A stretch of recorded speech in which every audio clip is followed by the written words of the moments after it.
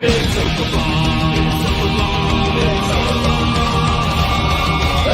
night in with MauLer and the drinker, getting trashed with the web's free thinkers. A cheap night cause I'm feeling kinda thrifty, got a 10-pack of beers and a bottle of whiskey. Hop off the cork, have a glass of wine, but still say I'll be fine. Trouble walking in a straight line, but pour me a Pinot Noir. It's open bar with our hosts, MauLer and the critical drinker.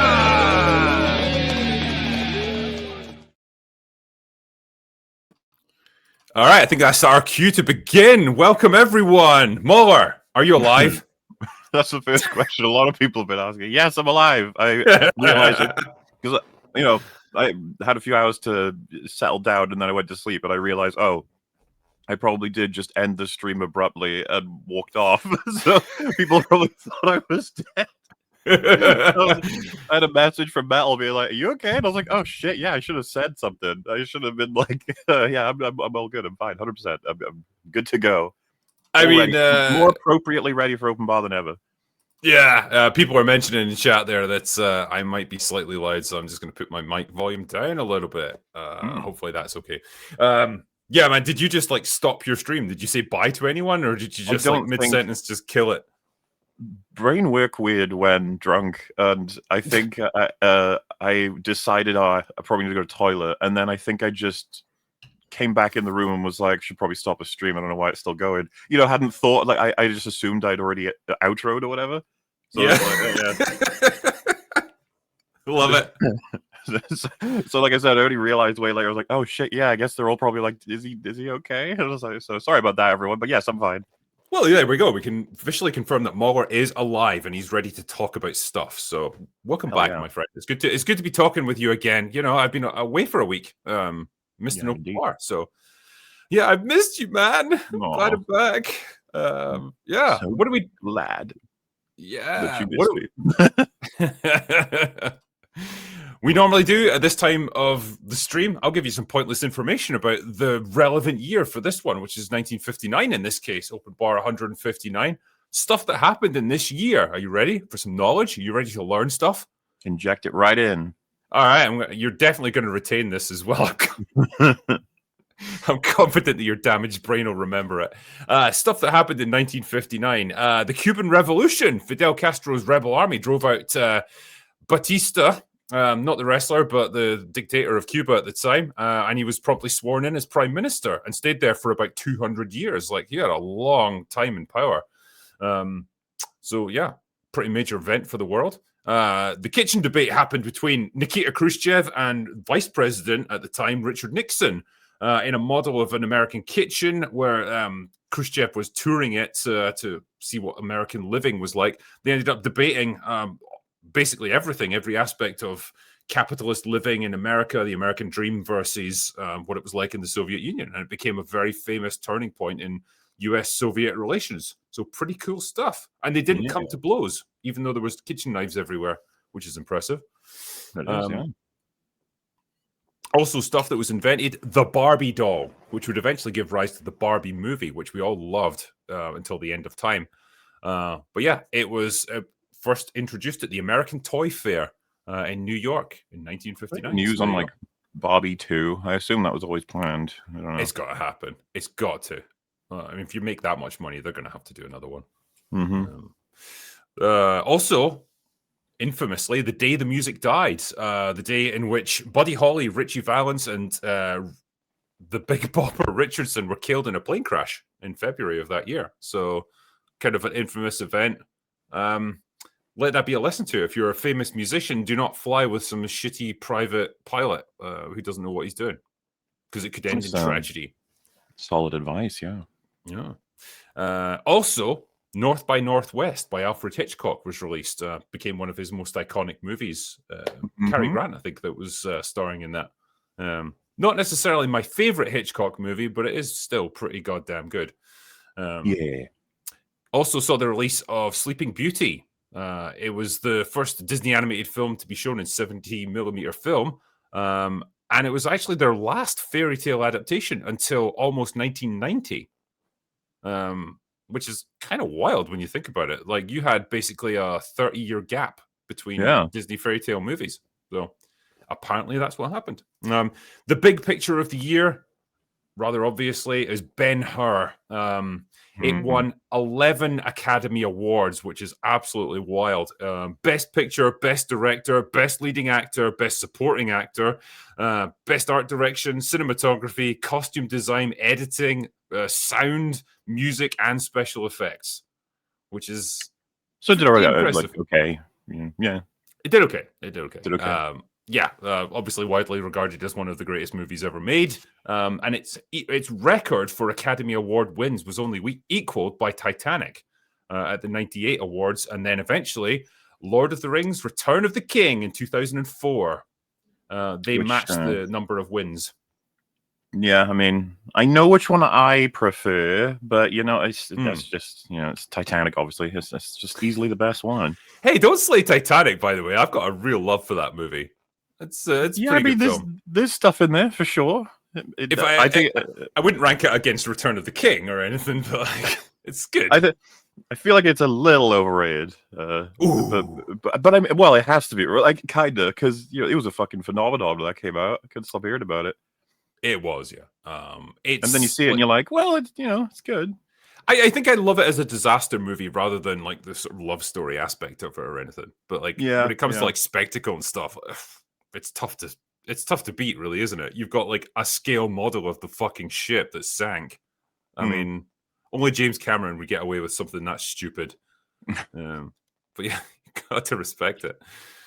In terms of people who were born in that year as well, we got Vincent D'Onofrio, Hugh Laurie, Kevin Spacey, and Ving Rhames were all born in that year. There was a bunch more as well, but I didn't have time to copy them down. So, you just have to assume they're the only famous people born in that year. There were also more. There were other people as well, I guess. Like, I just can't remember them. Anyway, that was enough pointless waffle. Are you guys ready for the bar to begin properly? It sounds like you're promising us waffles. I don't remember getting given a waffle, but a waffle might help you in your current condition. Yes, I would appreciate waffles, even by email. Someone get waffles to MauLer, please. He needs them. Anyway, welcome to the bar. Disparu, Chris Gore, and Stuttering Craig from the Side Scrollers podcast. Welcome, gentlemen. It's awesome to have you here. I love how fast MauLer's response was, you sound like you want to... Yes. It was like, you were halfway through waff before he was like, I need one. I got to be honest. I'm glad I'm not the only one who doesn't enjoy, or that does enjoy Titanic, because I think it is. I was not a big fan of the Celine Dion song because we kept hearing it over and over and over again when it was released. But Hot Dogs Go On. The movie is not bad. It's an enjoyable watch. There's chaos and stuff. I watched it with my daughters recently, and they were on board. So, they're also 11 and 13 girls. So I was in high school at the time, and like every single straight girl in my year must have rubbed one out to Leonardo DiCaprio from that one. Did you see I'm sorry. Go ahead. No, and the good thing is Leo dies. I recommend this comic. Saints and Sinners just arrived in the post, as you say. So I also I don't hate that movie Titanic. It was quite the phenomenon, box office wise. Structurally, it's very similar to Avatar as well. Like a tragic romance in the midst of an epic destruction. It's got the same hallmarks there, but man, I know which one I'd rather watch. I watched I'm sorry. Yeah, I was just going to say on the subject of Saints and Sinners there, great plug there, Chris. Actually, you don't have to plug it anymore because it's already shipped, but someone was asking here. Drinker and MauLer, I've read both of your short stories, Bone God and One Little Push. I greatly enjoyed both of them. Will either of you be open to continuing your short stories in a second volume? Definitely want more. Do you want to go first, MauLer, or shall I? I don't know how much we can definitely say, but the idea of wanting to continue the story, sure. I'd like to. There's plenty more to... in theory go over, but I would be up for doing more. I think the character, as we leave him at the end of One Little Push, there's a lot more you could do with that. And potentially, when you understand what he is, he's going to interact with every single person in the Ripperverse at some point. So, yeah, we can see what comes with that. But I enjoyed that a lot, and it was very nice to get my copies of Saints and Sinners. and actually see my story for the first time in completed form. It was neat, and I liked it. And I liked yours as well, MauLer. The other ones were dog shit, but ours were great. I like them all. What a neat anthology. And I'm very, thank you guys, everybody in chat and etc. for the feedback as well. Appreciate it. Yeah. Well, by the way, if he's going to interact with everyone in the Rippaverse, he'll have to interact with Zachary Levi. I don't know if you saw that Zachary Levi is now a part of the Rippaverse as well. I don't know. I saw a little clip of Zachary Levi looking very comic in it. So that'd be pretty interesting to see. That is pretty cool. Yeah. So you guys, welcome aboard. I guess the first thing I was going to talk a little bit about there is we've got a new Star Wars movie on the way. Well, technically we've got two. We've got The Mandalorian and Grogu, which everyone's super apathetic about, but there's also Star Wars Starfighter with Ryan Gosling, which seems like, according to the latest rumors at least, it's going to lead into a Rey movie, which apparently is still happening, which is wild. But this is according to Screen Rant here. It says, Star Wars fans are convinced that Sean Levy's Star Wars Starfighter is a secret setup to Rey's new Jedi Order movie. The future of Star Wars is taking shape, is it? With next year's The Mandalorian and Grogu leading the charge. It'll be followed by Starfighter starring Ryan Gosling. It's marketed as a standalone, but it's a big deal for the franchise. It's the 50th anniversary of Star Wars. Yes, it is. It features an all-star cast, which is unusual for Lucasfilm. Is it? Anyway, Star Wars fans are convinced this isn't a standalone at all, but rather they believe it's a setup for Rey's Jedi Order movie. It's going to be set 5 years after Rise of Skywalker, and it's always hinted at a Force connection. The young actor who's going to be escorted by Ryan Gosling's character, who's played by Flynn Gray, he's playing a Force-sensitive teenager hunted by the movie's villain. Amy Adams is his mother, and the latest rumors suggest she's also Force-sensitive, because of course she is. And it's suggested she's a Jedi and a survivor of Luke Skywalker's Jedi Order. So, yeah. In this case, it says, many are speculating the movie's plot is going to mirror The Mandalorian seasons 1 and 2. Basically, Ryan Gosling, he's got to try and escort this young character who's the key to everything. Then the precise setting 5 years after the sequel trilogy means they're likely heading straight for Rey. Are you guys excited for that? Do you want to see them head to Rey and have her be the secret and key to everything? Hell no. I think it's like what's funny is how similar Mandalorian and Grogu's story is to this. This is some interplanetary delivery service. We got to get a thing to a place. The plans to hear Grogu somewhere. This Force sensitive kid. I think it's and also it's such a dumb sounding rumor, probably true. Sorry to interrupt you, MauLer. Star Wars is just a giant escort mission. It seems at this point. That's it. Those are the worst kind of missions. Everyone despises those missions in games. Yes. well, when you mentioned Starfighter, I was like, wow, they're making a film adaptation of the 2001 PlayStation 2 game. I was like, holy shit, it sounds outstanding. I like the game. Yeah, dude, it's pretty good. Can I just read you this one sentence here, or two sentences, sorry, that it made me laugh so much. Daisy Ridley's return was announced at Star Wars Celebration like 3 years ago, with Sharmeen Obaid-Chinoy to direct New Jedi Order. Plans seem to have been in flux since then. That's a nice way of putting it. But get this, Rey is considered Star Wars' most valuable cinematic asset. What? It's like, well, we destroyed everything else. You can fudge numbers to try and make that argument, but anybody with working eyes, like, ears and fucking the history of the past, everything since 2012, I guess, you could never conclude that. If anything, it would be the opposite. She's the most useless asset they have, because she is their biggest liability, I would say, as far as characters go. And how could she make money for them? There's just no way. But if you say, like, well, she was the protagonist of 3 of the movies that made over $1 billion, you're like, okay. That's what they've said, though. In their boardroom, in their meeting rooms, there will be like a chart with all the profits of all the movies. Like, well, Kenobi, that wasn't watched by many people, so no one likes him anymore. But Rey, she made all the money. And there'll be an executive that's never seen any of the Star Wars stuff. He'll see the chart, go, okay, Rey. What can you compare it to though? In terms of cinematic releases, they stopped 6 years ago. So you've essentially got like the sequel trilogy. Let's bring up the graph for that, shall we? Because it's pretty sure it's a downward trend sharply there. You got Rogue One, it did pretty well, but it's a standalone thing, and it was capped off with Andor, which can't make any money. And you had Solo, a Star Wars story, which bombed.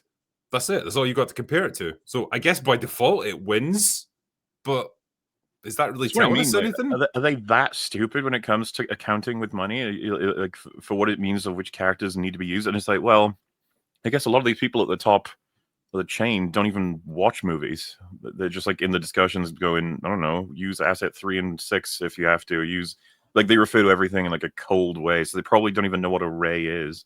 They're just like, do people like it? Deploy the Ray into movie. Some fucking idiot writer or director who loves Ray. It's like, yes, everyone does. It's going to make all of the money. They've been waiting for Ray to come back with bated breath. Oh my god. It was funny you said, by the way, like the future of Star Wars is taking shape, and you're like, is it? It's like, I guess it is. It's just a really bad shape, like possibly worse than it currently is. See, okay, I've never been a Star Wars guy, right? I've seen each movie exactly once, right? And I'm in uncharted territory here. So let me just say this. I like to look at data, right? And I know that the last 3 movies have done well over $1 billion, right? But what I see is Episode 7 doing over 2 billion. Then I see 8 doing 1.3, and then I see 7 doing just over $1 billion, right? So what I see this, I see a downward, right? Yeah. Which hey, yes, they're all killing it as far as revenue wise, but it's still on a stark decline. When you drop 50% of your earnings over 3 movies, that should tell you a lot. And the problem they had is like The Force Awakens garnered huge attention and huge momentum because it was the first Star Wars movie in 10 years. And so there was a lot of anticipation. There was a lot of excitement for it. The marketing campaign was really strong. And so it wildly succeeded. Last Jedi was super divisive. It split the fan base. And as a result, it made $700 million less. Then anticipation for the next one was on the floor, and that's why The Rise of Skywalker, okay, it made $1 billion, which is great. It probably cost about $400 million to make the fucking thing, so who knows how much profit it actually turned. But as you say, the trajectory was down, always downward, sharply. And so Rey was never a popular character. She was probably the least popular aspect of The Force Awakens. It succeeded despite her rather than because of her. And so to pretend like she's this like powerful cinematic asset that they can keep wheeling out to like greenlight projects, it's hilarious and wild that they're still clinging to that idea. Do you think, even Daisy Ridley, when she gets contacted by them once per year to say, "Yep, it's definitely happening," every time she's like, "Why?" like sure, but probably. Why? I think so. She probably knows. She must know. What do I mean? She has to know. She has to also know that like people just don't really like the sequels. So it's just like, what do you want to make more with me? Yeah, sure, I'll do it. It's like, it's like I've got not much else going on at the moment, so I'm that or the English Die Hard. Yeah, the cleaner. Well, I'm not the worst. So I always like when she fell off like down the building, and then she's just phoning the police and like, "Are you fucking kidding me?" It's like, "Can you be on hold?" She's like hanging from the building. But I'm not even sure, like, they do think they could keep dragging her out. But if you are looking for something new, you are going to need something to lead into that. And so a Jedi Academy is as good an idea of anything to lead into new characters. And they will just look at everything else. Like, Kenobi flopped. Otherwise, they would have spun something off from that. All the characters that they've tried have all failed. And so they will just go back to the last thing that made money. And if you look at Jurassic Park, they might be like, well, that one made 1.3 and they pulled 900 out, would be okay with that. You know what this feels like, right? Their strategy for movie releases in the next few years, it's like, let's take the one TV show franchise that was relatively popular, The Mandalorian. Okay, we're going to make a Mandalorian and Grogu movie because that's the one thing that was consistently successful, well, up until season 3 anyway. And so the greenlighting process took years, and like that's where we've ended up now. So that's, from their point of view, their best bet. Also, though, they desperately still want to make Rey happen, because if they can do that, they can retroactively make the sequel trilogy more popular. Say, in their best case scenario, they do a Jedi Order movie and it's fucking incredible, and Rey is like redeemed as a character. They're hoping probably that would make the sequel trilogy somehow go up in people's estimation because they now like Rey. So it's like we'll go for the surefire bet, or the best bet that we have with The Mandalorian. We'll also have this Rey movie, but in between, we need something to like help to hype that up. What can we do? Well, we've got this Star Wars Starfighter movie. We've got Ryan Gosling, who's pretty much one of the hottest assets in Hollywood right now. We'll put him in it, and he can help to elevate Rey, who's going to be introduced in it at some point, and that feeds into her movie. That's what it feels like. It's like using the best assets you have available to list the shit ones that to try and then lift everything else. Because he did Deadpool and Wolverine, so it's like, oh, he knows how to make money. We'll get him as well. And you're absolutely right, Drinker. Because they look at movies like a Jurassic World Rebirth, which you could, whatever you think of the success of that, every new movie in a big franchise like that, you add value to the back catalog. The repackaged, get the 5 Ghostbusters movies. There are 4 Ghostbusters movies. That's it. Right. There's 4. But what I'm saying is that increases the value because they can remarket it in packages on VOD. They can resell it, on other VOD platforms and whatnot. So it does help increase the value of that asset. Yeah. A new movie in a franchise. So 100%. They almost don't care how the new movie performs, in the sense that we're going to make a lot of money on the past films. If you've been watching the box office the last several months, there has been an older film in the top 10, sometimes more than one, in the last several months. Everything from Jaws, Toy Story, among others. If you look at like what movies are in the top 10 box office, there's always something freaking 40, 50 years old. Back to the Future is being re-released in October, which I love, but it shows you how modern cinema has failed audiences at the theater. Ninja Turtles. No, absolutely. Yeah, Ninja Turtles was just released. It was so successful, they're doing a second one as well. They're doing Ninja Turtles 2, which, Vanilla Ice, just saying. Yeah. And Spider-Man just came out again, which is weird because to look at Spider-Man, it's 20 plus years old, not that old, but the values in that movie are so disconnected from current day values of heroism. You've got self-sacrifice, heterosexuality, blatant heterosexual heroism, self-sacrifice, blatant heterosexuality, patriotism. I see patriotism and religion. Aunt May goes to church. Yes, it's if you watch Spider-Man 1 and 2, 3 maybe in a pinch, but watch those 2 movies. They feel like foreign now. It's bizarre. Yes. They do. They feel like a throwback to another era. It's like watching something from the 1950s. Right. This quaint era when like values were different, and like there's something comforting about it almost. And like people respond to it. They still respond to it as they did back in the day. That's the tragic thing. Like they don't respond to movies nowadays.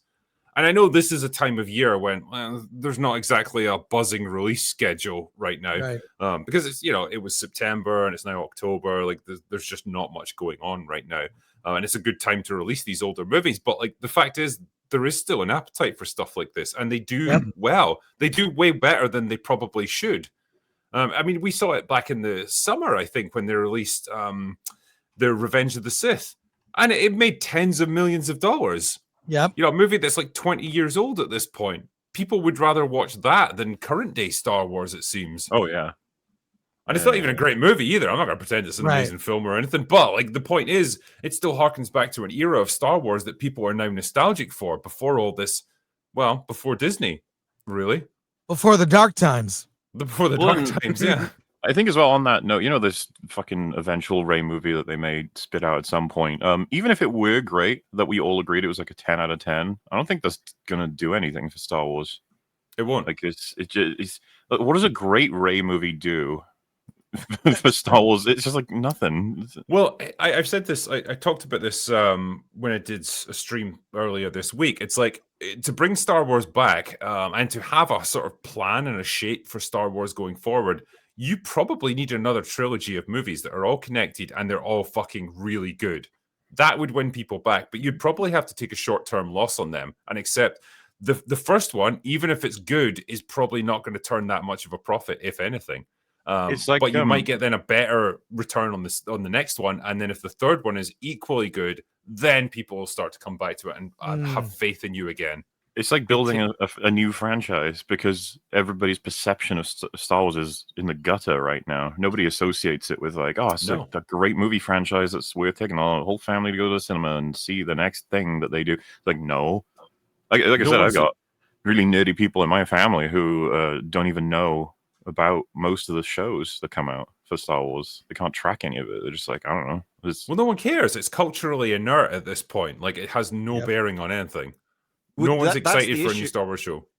Even if you won people, well, even if the Star Wars are good and you rebuilt the Star Wars brand, people aren't interested in the cinema now. So they don't pay attention to it. So they may not even know it exists.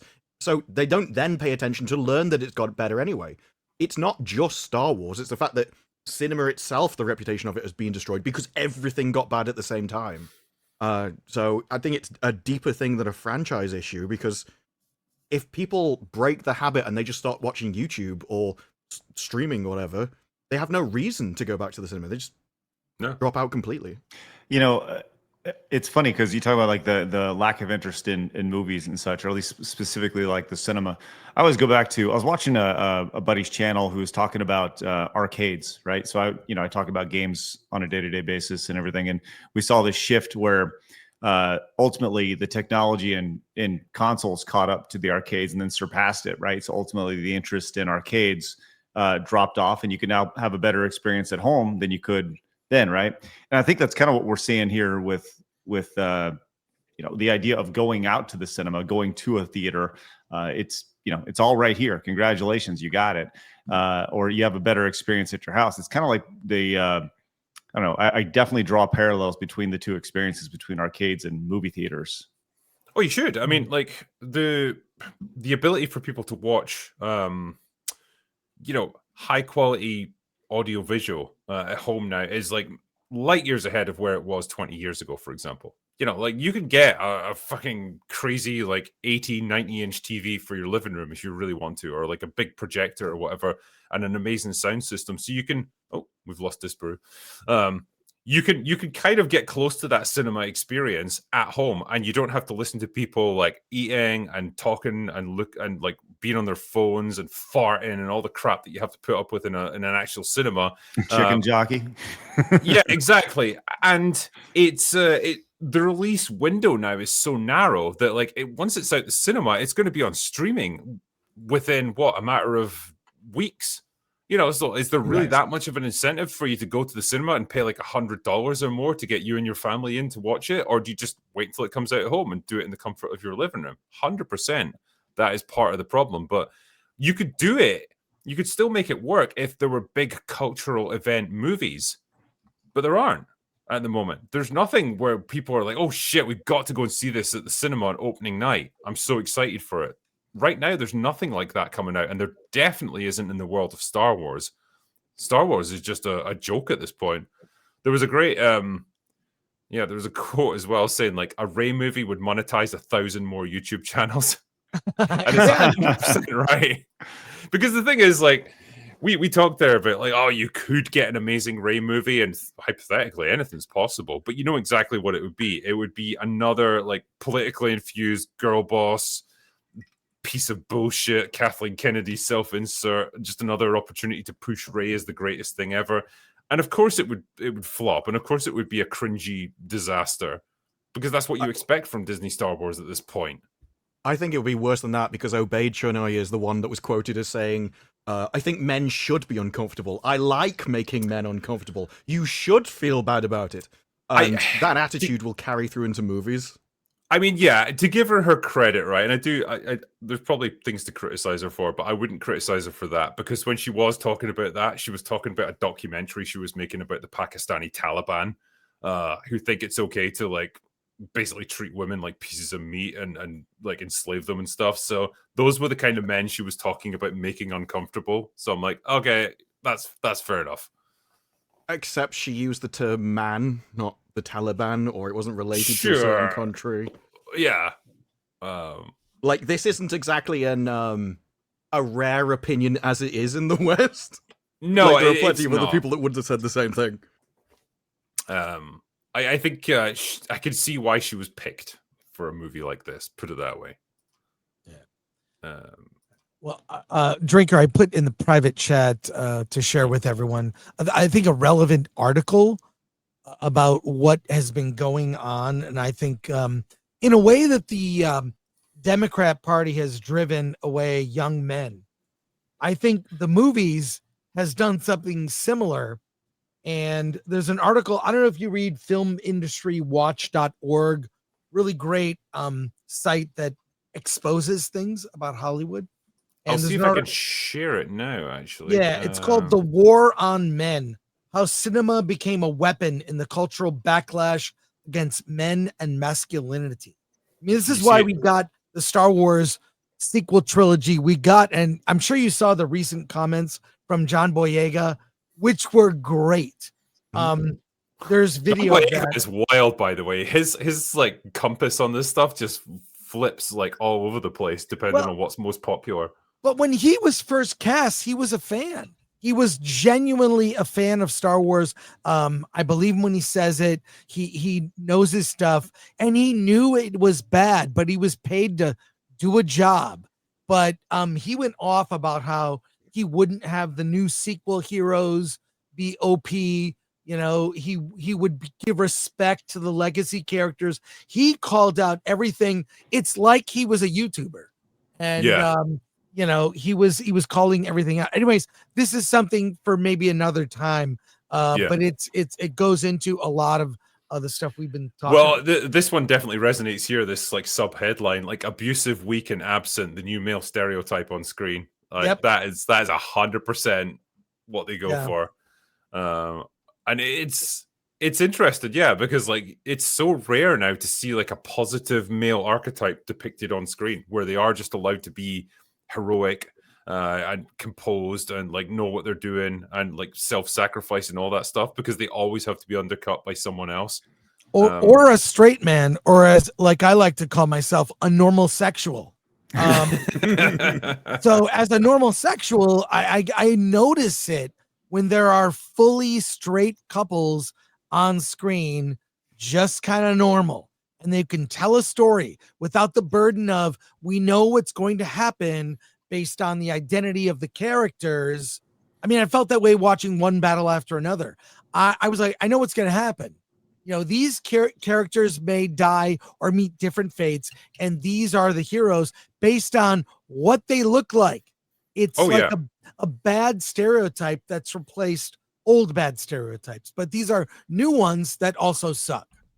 We've talked about this before, where it's like, if it is any, well, especially if it's any Disney product, like if it's Star Wars or if it's Marvel or whatever, I can tell straight away who's going to win an argument, or who's going to be unmasked as the hidden villain, or who's going to be like corrupt or whatever, or turn out to be some weird abuser. The BBC is exactly like that as well. In fact, the BBC is probably 10 times worse, just based on the demographic group that they belong to. It's an ironclad rule that they adhere to.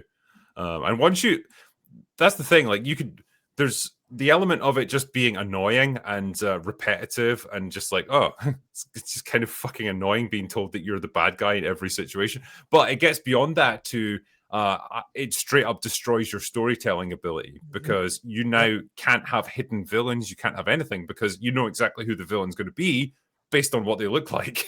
Yes. So, no surprise. Exactly, yeah. And it's just like, fuck me, man. Can we move past this at some point? Can we ever let it go? Or is it just cultural grievance sessions that we're going to have to play out for the rest of eternity? I don't know, man. But like, all I can tell you is your products that you're putting out are fucking dog shit, and everyone hates them, and you by extension. So keep at it if you really want to. I don't mind. Look, it was Kenobi right at the start of Kenobi. I was like, "Oh, Reva's a Sith. There's no way she's going to be a villain." And then at the end, just turned like, "Oh no, she's sympathetic." And actually, Yeah, you could see these things from the very first episode. yeah, that's it. That's it. It's a fascinating like way of. I don't know, man. I'd love to be in the writers' room where like some crazy Giga Chad somewhere is like, what if the black woman was the villain of this one? And then like all conversation just stops and like everyone stares at him, and he's like, I'll see myself out then, shall I? And just like goes away and leaves There forever. was apparently fired, a moment. There was a moment like that in a Bond meeting at Amazon where someone went, I don't see James Bond as a hero. And the room just went silent. And everyone was like, what? Reva got Fire stabbed that by person. Beta twice. She did Stupid get, show. she's got the power of the girl boss behind her, though. You could just tank lightsaber hits; it's fine. They didn't even It's give like us incinerate your definitive- insides, but who cares?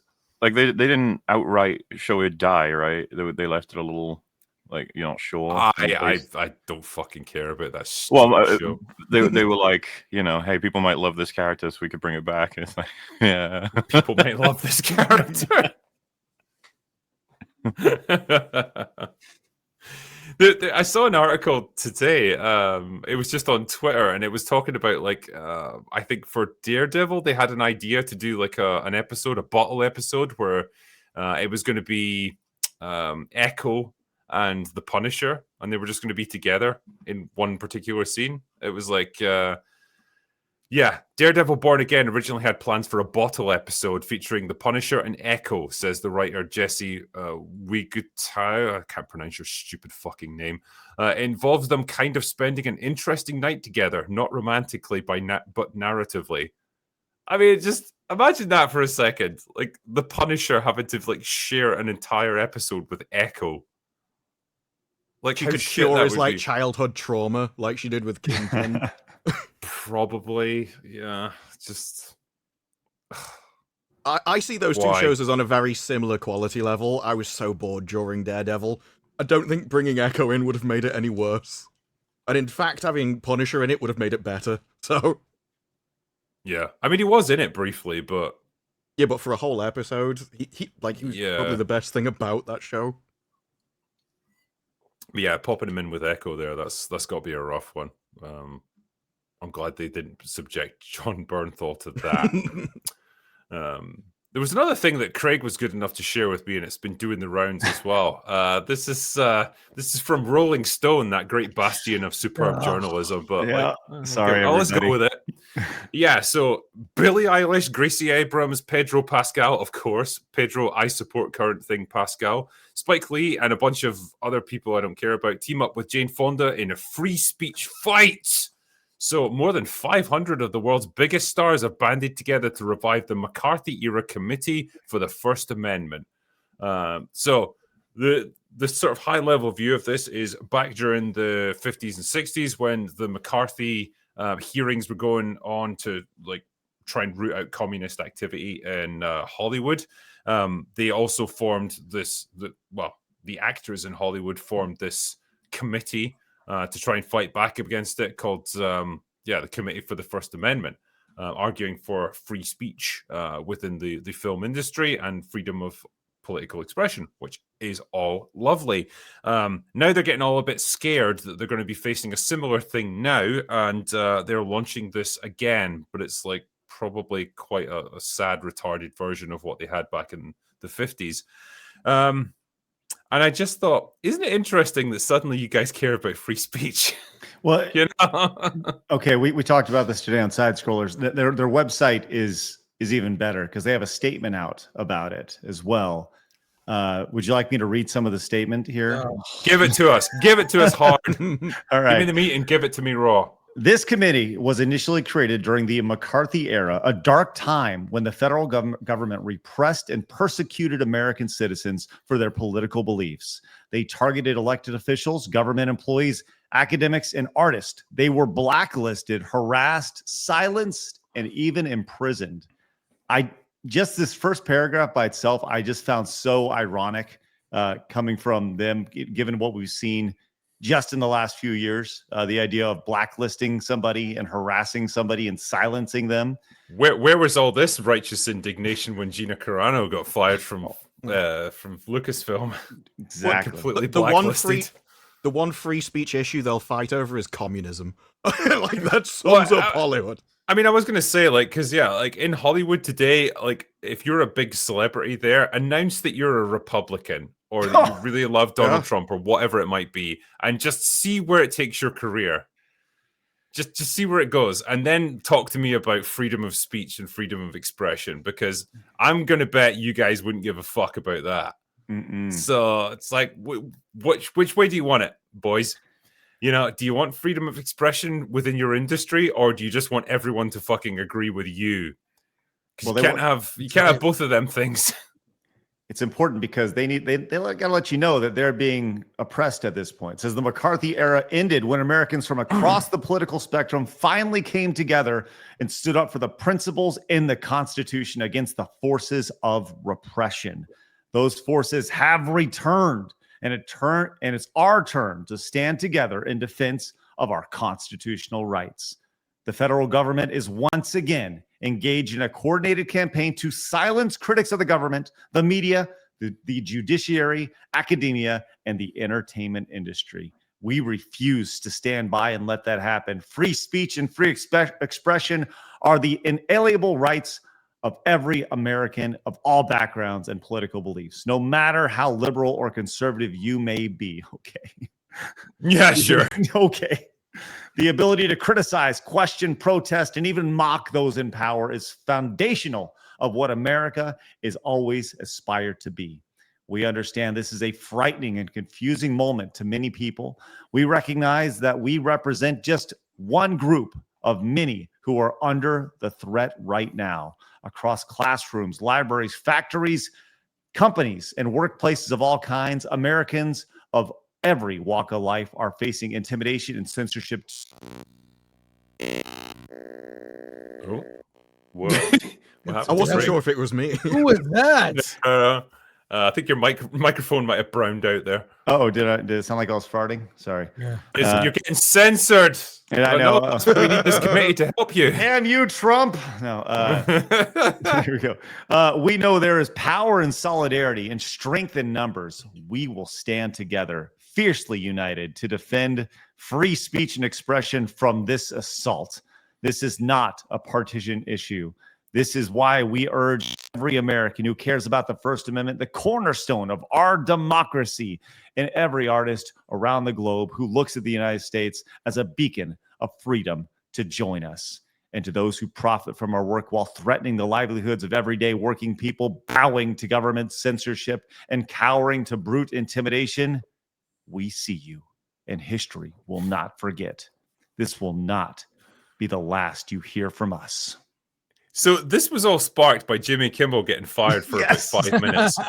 Well, not even fired, actually. His show just being put on temporary hiatus because they were facing potential lawsuits because he was putting out completely defamatory and libel statements during an active police investigation that could have got the network sued. But yeah, sure, it's definitely an assault on free speech. Nice one, guys. And then now he's back on the air like nothing ever happened.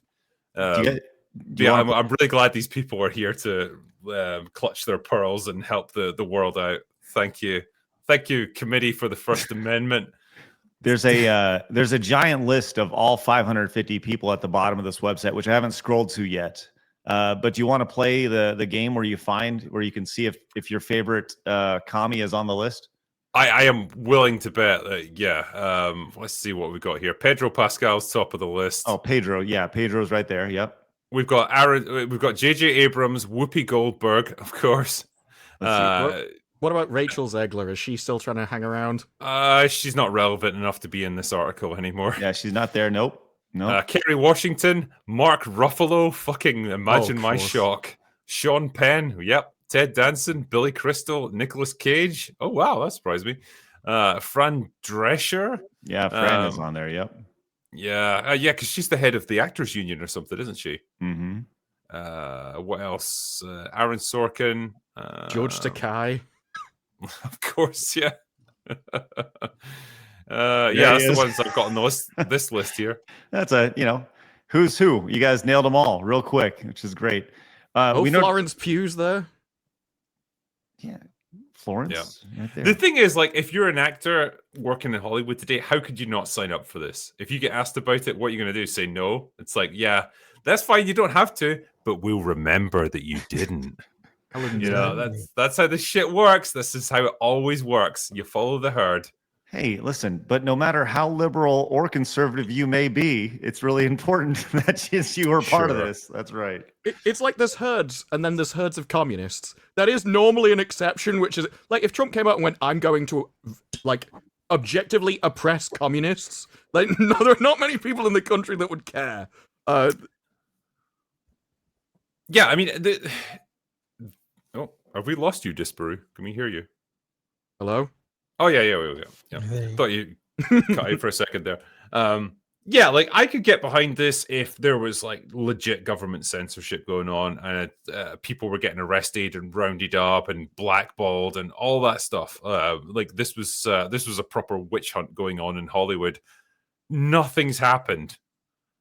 That's the thing. Like, literally nothing has happened apart from one late night talk show host that's not particularly entertaining and nobody likes, getting temporarily taken off the air for like a few days, and then he's back again.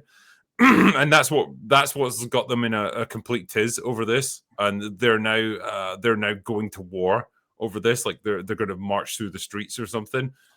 It is amazing. Like this is where we've ended up. Well, it's just them presenting like their next strategy, their next framing technique will be Trump's against free speech. He's trying to oppress you. They're going back to old terms because essentially the class warfare, the identity warfare didn't work. And so now this is something that we think we can catch everyone on. Well, you support the Constitution, don't you? You don't want to be against America. So they're taking on that more patriotic kind of position rather than just being the we're for everyone else except you, which doesn't work. Yeah. And I just think, yeah, the idea that they're pro free speech all of a sudden, that they're pro expression, yeah, like that is not how things work in Hollywood. Clearly, we all know that. Like, if anyone comes out as even mildly conservative there, that's their career effectively over, unless they are so massive that you can't cancel them. But even then, it's seriously going to hurt their public image. And so you guys cannot, like, for 1 second frame yourselves as the bastions of freedom of expression and free speech, because you're not. Well, there's Oh, I'm sorry. Yeah, I was just going to carry on with my rant and basically say you're a herd of mindless, fucking idiotic sheep. You rule by fear. That's all you are. I was going to say there's actually an additional layer to this. I apologize for cutting you off, Drinker. There's another layer to this where, we talk about them being like commies and communists and all this stuff. Well, they can't actually say that.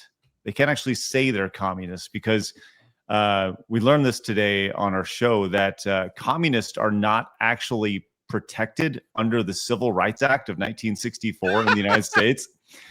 Well, so, yeah, it's pretty funny. So as you can see, it doesn't explicitly list political affiliation or ideology such as communism. The act prohibits discrimination based off race, color, religion, sex, etc. However, members of communist organizations are specifically excluded from protection under Title VII of the Civil Rights Act. The law defines unlawful employment practice as not including actions taken against individuals. So anyways, yes, you technically could, like the Civil Rights Act does not apply to them, which is why they'll never actually say that they are communist. So you can just kind of slide it on in there. So yeah, they left it to the press to go, well, the last time this group was around was during communism. So everyone could put 2 and 2 together themselves. Yeah. We're not going to say it explicitly. Just figure it out, guys. It is an interesting thing, though, when you're on about Hollywood doesn't have free speech, because a lot of this is down to just the perception of the people that listen to it. That becomes their reality. So if they don't know Hollywood isn't, they're just going to assume they are. And as no one in Hollywood can say that they don't have their free speech, because then they get kicked out of it, then they can literally just lie to everyone and go, no, Hollywood's a bastion of everything. Of course we support conservatives. Anyone in Hollywood can be conservative, and no one will ever be able to deny it. So it's quite insidious in that regard. It's kind of like anyone's free to be conservative within our industry. It's just crazy that no one ever has declared themselves as. You know, they'll be like, what can you look, do? Chris Pratt. You can ask Chris. Is Chris Pratt free to say anything? And I'll be like, no, I can say anything that I want. Yeah, Chris Pratt's biggest I don't know, like his biggest crime has just been not saying anything, and like people then just form assumptions about him. It's like, oh right, so you're not explicitly denouncing, you know, Christianity or whatever. Well, you're one of them, aren't you? That's what he gets, and you know, it's that tacit kind of hatred that just gets applied to him. But the interesting thing about people like Chris Pratt is because everyone kind of knows, you kind of expected him to get cancelled at some point, but they've never had a reason to. So he must be the cleanest guy in Hollywood, because if they had any excuse to get rid of him, they would have done. But he's too successful and just too good of a guy for them to find any dirt on to use an excuse. Yeah. The other thing I was going to talk to you guys about that obviously has sprung up over the past couple of days is Emma Watson and JK Rowling. They've had a bit of a spat. It's been a bit of a one-sided spat for the past 5 years, I think, where basically Emma's been taking digs at JK Rowling for all the usual reasons because she doesn't agree with her about her various political views. And only recently, just the past few days, she, I think, noticed that the winds were shifting in culture and society, and decided like, oh no, you know, I was never really that against JK Rowling. Like, you know, I'm always open to talking to her, and I hope we can be friends again. And you might have thought, well, that could have been the end of it, but I just kind of like how JK Rowling decided, nah, it's fucking game time now. Absolutely destroyed her on Twitter. Pointing out some very obvious facts, though, that, you know, when it comes to all the things that she likes to rant about, Emma Watson is essentially one of the top 1%. Before she ever got into Harry Potter movies and found stardom there, she was born to lawyers. Her parents were rich lawyers. They had houses in France, in England.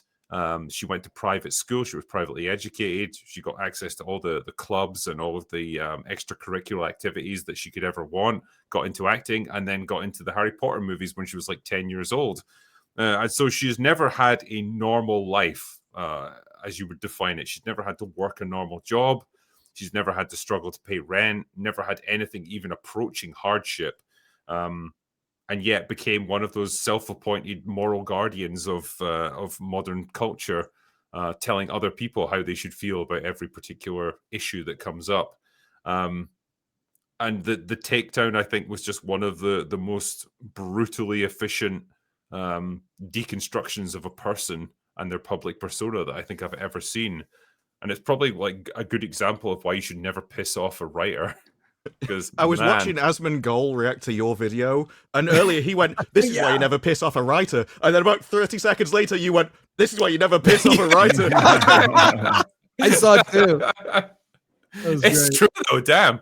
But yeah, man, it's wow, what a hit she has taken. And I think it's in some ways it's kind of deserved, because there's nothing worse than a turncoat. It's one thing to have shitty opinions, and to stick with them until the bitter end. Like Mark Hamill, he's going to hold by whatever he believes until the day he dies, no matter what happens. Emma Watson just seemed to like go with whatever the popular opinion was at the time.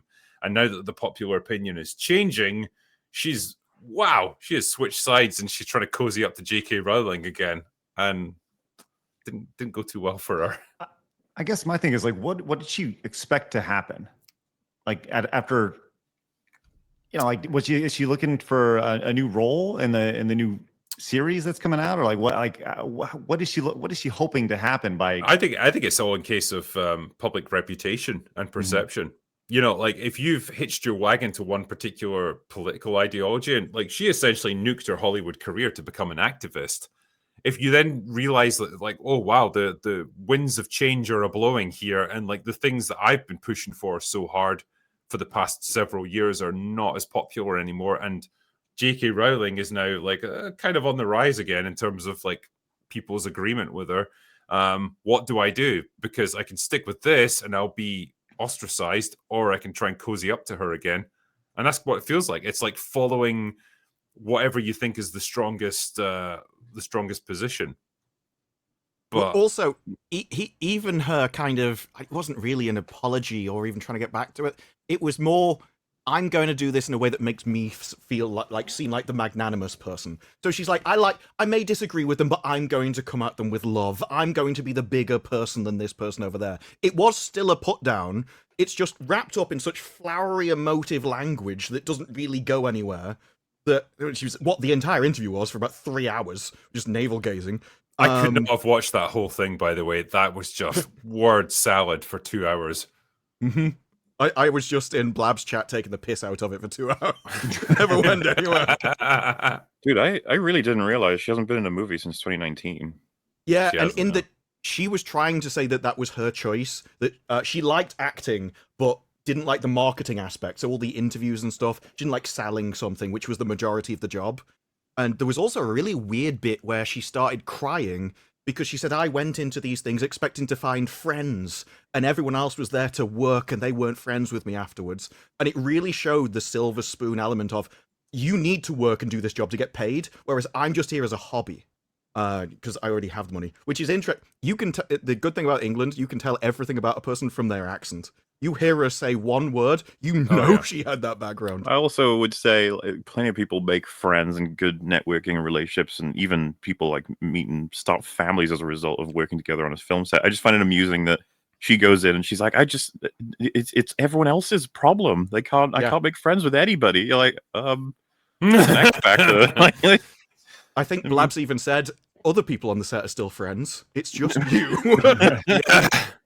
It's like if you meet assholes everywhere you go, it's like, well, you're the asshole, you know? That awkward moment where someone's like recalling stories to you, and you're like, wow, you were the dick in that story. You're like, man, that sucks that happened to you, huh? Yeah, man, but like, I think she'd said herself, like, I think it was after maybe the 4th Harry Potter movie. She had realized, like, well, I'll never have to work again. Like, I'll never have to do a project just for the money or whatever. Like, that's me. I'm set for life, and I can just do the things I'm interested in. Hey, great position to be in, but like most people are not in your position. So it's kind of unrealistic to expect that kind of attitude of other people. And I don't know, man. Like, it's that weird dichotomy of having been born into this environment where before you even became a movie star, you were already set for life. Your parents were fucking multi-millionaire lawyers. Like, you would never have to work if you didn't want to. And when people like that set themselves up as like the moral guardians of the rest of us, like, this is exactly the kind of person that Ricky Gervais was raging against in his BAFTA speech, or sorry, Golden Globe speech.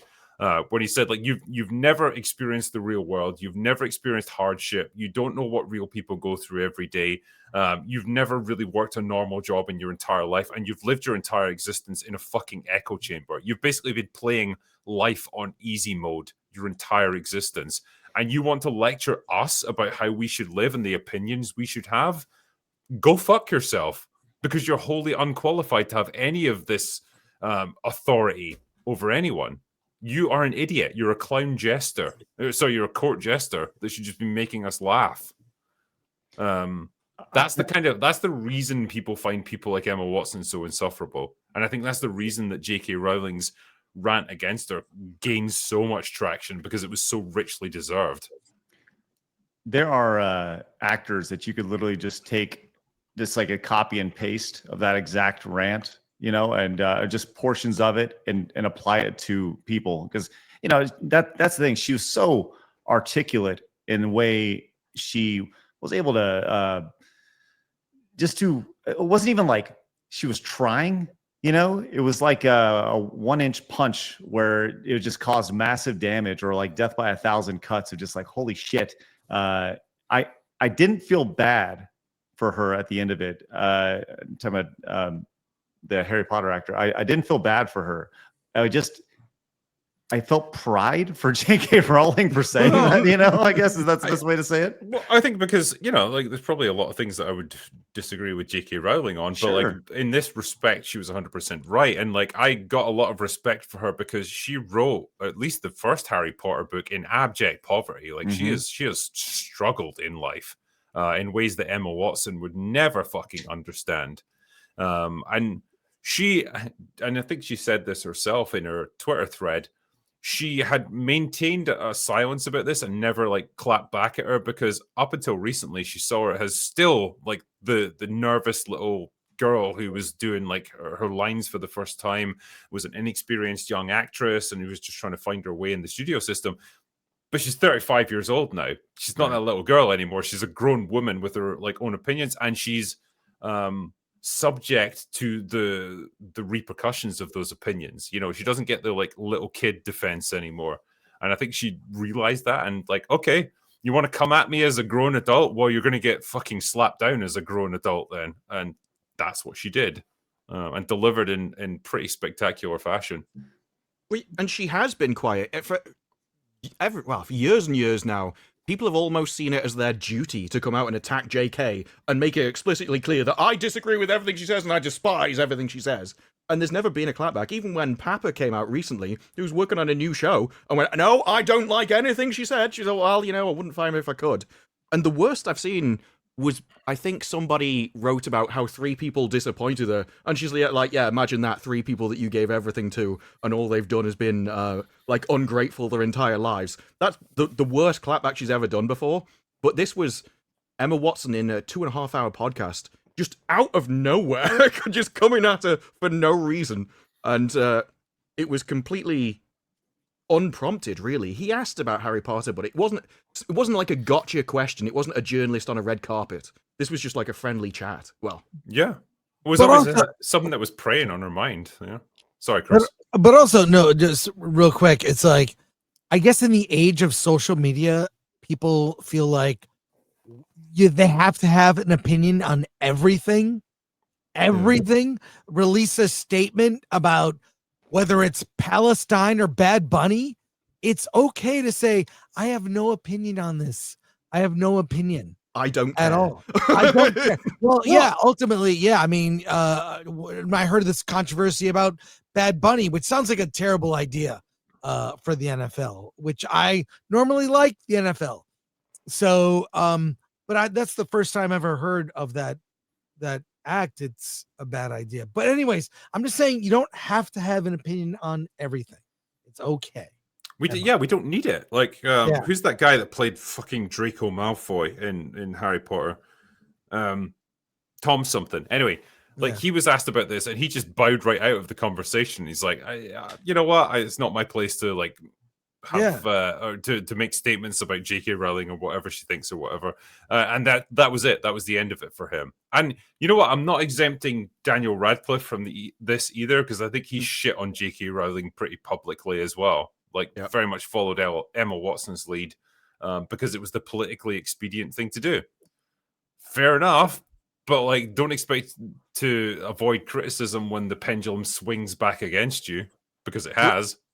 There have been a number of actors which have dodged the question by just being like knowing the interviewers after them. I think Sydney Sweeney recently just went, no, I'm here to talk about the movie. Tom Cruise did. Mads Mikkelsen a long time ago, someone asked him a question. He went, what do you think? And he was like, I'm just here to ask the question. And like panicked. The second a quote unquote like journalist gets a spotlight on him, it's just horrifying. Like, I didn't sign up to speak. Like what? It's like a vampire that's had like sunlight on them, like you know, don't look at me. I think it was a movie or something about sort of Eastern Europeans or something. And it's like, well, you need the diversity requirements to get awards. And Mads Mikkelsen went, is it a problem for you? Yeah, I've always said this before. Like, you know that Mark Melkin guy who's always like, well, is this the gayest Marvel project My ever? favorite interviewer. I would honestly love to be in that position where I could just say to him, no, it's the straightest project we've ever made. Straight as a fucking arrow. Is that a problem for you? Heterosexual. Yeah, it's like, do you think that's a bad thing? If so, why? Explain it to me, Mark. Hit me with it. I just you get your own microphone out for your pocket. You know, yeah, I work for drinking news. Just chain smoke 50 cigarettes before I ask him the question. I know. What do you think about this? No, it's an interesting. I don't know. It's an interesting swinging of the pendulum of culture right now, and I think people like Emma Watson have been caught on the wrong side of it. And just to sort of double up on what Chris was saying just now as well, the need, a current culture for everyone to have an opinion on everything. It is actually annoying as fuck that there's just no room for like, I didn't read about that, so I got nothing, or I don't like Disparu said, I wish we could normalize not caring about things. Yeah. Jesus, because I think everyone's like, you don't care, and you're like, no. It's too far away for me to actually get, like, I care about me, and then it's like concentric circles spreading outwards. There is a point where it's just so far away, like, it's no impact on my life at all. You're probably referring to an actor on a press junket or something. It's like, hey, I'm here to promote this movie or whatever, and then they start asking, like, what's your opinion on the Israel-Palestine issue? And, like, just to be able to say, like, I'm not here to talk about that. I'm here to talk about my movie. How about you ask me questions about the fucking relative subject matter instead of this random stuff that's going on in a different part of the world? That's none of my business. I'm not here to talk about that. That's the easy way. Yeah, I made the mistake of saying I didn't care. I don't even remember what it was. Saying I didn't care about something. Someone's like, "What do you think about this?" And I was like, "I just don't care." And it was like a fucking nuclear bomb went off. It was unbelievable. I just don't care about it. Yeah, I just don't care about it and whatever. And it's like, how fucking dare you? And it was amazing to see. By the way, just real quick, follow up on the committee for the First Amendment over here. Yeah. How are they doing? Let's check in on them. Let's do a wellness check. They're doing great over here. Here's the Rolling Stone article that was over on X. If you want to share my screen, I just kind of popped it over there. And do you have my screen by chance, Drinker? Yes. Okay. And wouldn't you know it, somebody has chimed in above. Good old Gina. Gina's what's up? That's all. So just there's a little bit of irony and all that. I'd love to see that. So anyways, just wanted to share that with you. Oh shit, I just took MauLer, right? Sorry, MauLer. Fine, I'll go. I can take Everyone else probably thought he'd been drinking again. I like this question as well. When the $100 million Ryan Drake movie opens, he will ask on the red carpet, "Is this the gayest Ryan Drake ever?" I'll respond to him, "Yes, every single person in the movie is gay. They just don't talk about it." It's a gay explosion. Yeah. That was one of my favorite interviews he's done. Was about I even forget what it was called, the gay explosion one. And one of the actresses didn't care about Marvel, didn't care about the show, and he's trying to ask about these Marvel superheroes. I don't know, and he's showing them pictures in the background, and she's trying to guess what she's being told. And it's the only time I've ever seen him on the side of the actor that he's talking to. It's like, I didn't mean this to be a setup. I'm desperately trying to help you. And he's like, no, I just don't care about any of this. I like this as well. Replace them all with the actor Tilly Norwood, that AI actress that we've got doing the rounds at the moment. What the hell is that? Someone explain this to me. Didn't they have an AI director as well? So is she just like, you've got an AI actress, so you've essentially got a character model of this actress that you could then port into movies and have her say lines and do things for you. Why? What is the point of that? It was being signed by talent agencies. Yeah, like, I can understand someone doing it themselves. How do you sign it? Like, exactly. Who even represents it? They were competing over it for some reason. Like, it was the next big thing. It was bizarre. What's the difference between an AI actress and just using AI to make a thing? Like what's like the categorizing? Like Drinker just said, is she on like a USB and you put her into the computer? And I don't really load actress into scenes and then type out what you wanted to say. I don't know. It all seems very it's almost like you could make your own version of her like really quickly, like ChatGPT. Make me a fucking really hot young actress, mid-20s, whatever like specifications you put, and it will just make that for you. Well, I think a lot of these stories about AI actresses, and there's an AI director. I'll put the link to the story for you, there, Drinker. It's rage bait. It's rage bait. I really think it's all bullshit. I think they're just, in fact, I have the director's reel. I got a copy of it. So do you think they're putting something out so that all the actors can kick up a big fuss about it and you hear their side? Right. But what's weird is Justine Bateman pointed out that this is in the SAG contract. They can use AI actors. And by that, I didn't think when SAG probably did that, they didn't think they would get AI like normal people. They were thinking Jar Jar, right? Okay, Jar Jar is a character, a creature, like designed, owned by Lucasfilm, whatever. They were thinking that, but like it's just a normal, attractive actress. You're going to replace actors with that? It's crazy. I have a friend, people I know who work at ILM. One of the hardest things to do in animating full CG characters is them doing nothing. Like standing and doing nothing is the hardest thing to animate. But like making it, like moving naturally and breathing and doing the usual stuff that we do. Right, like just sitting, standing, doing nothing, not doing an action, because you have to do something. You're alive. Right. Anyways, I put that story in there if you want to bring that up. Where is it? Because like is it in the private chat. It's from Deadline.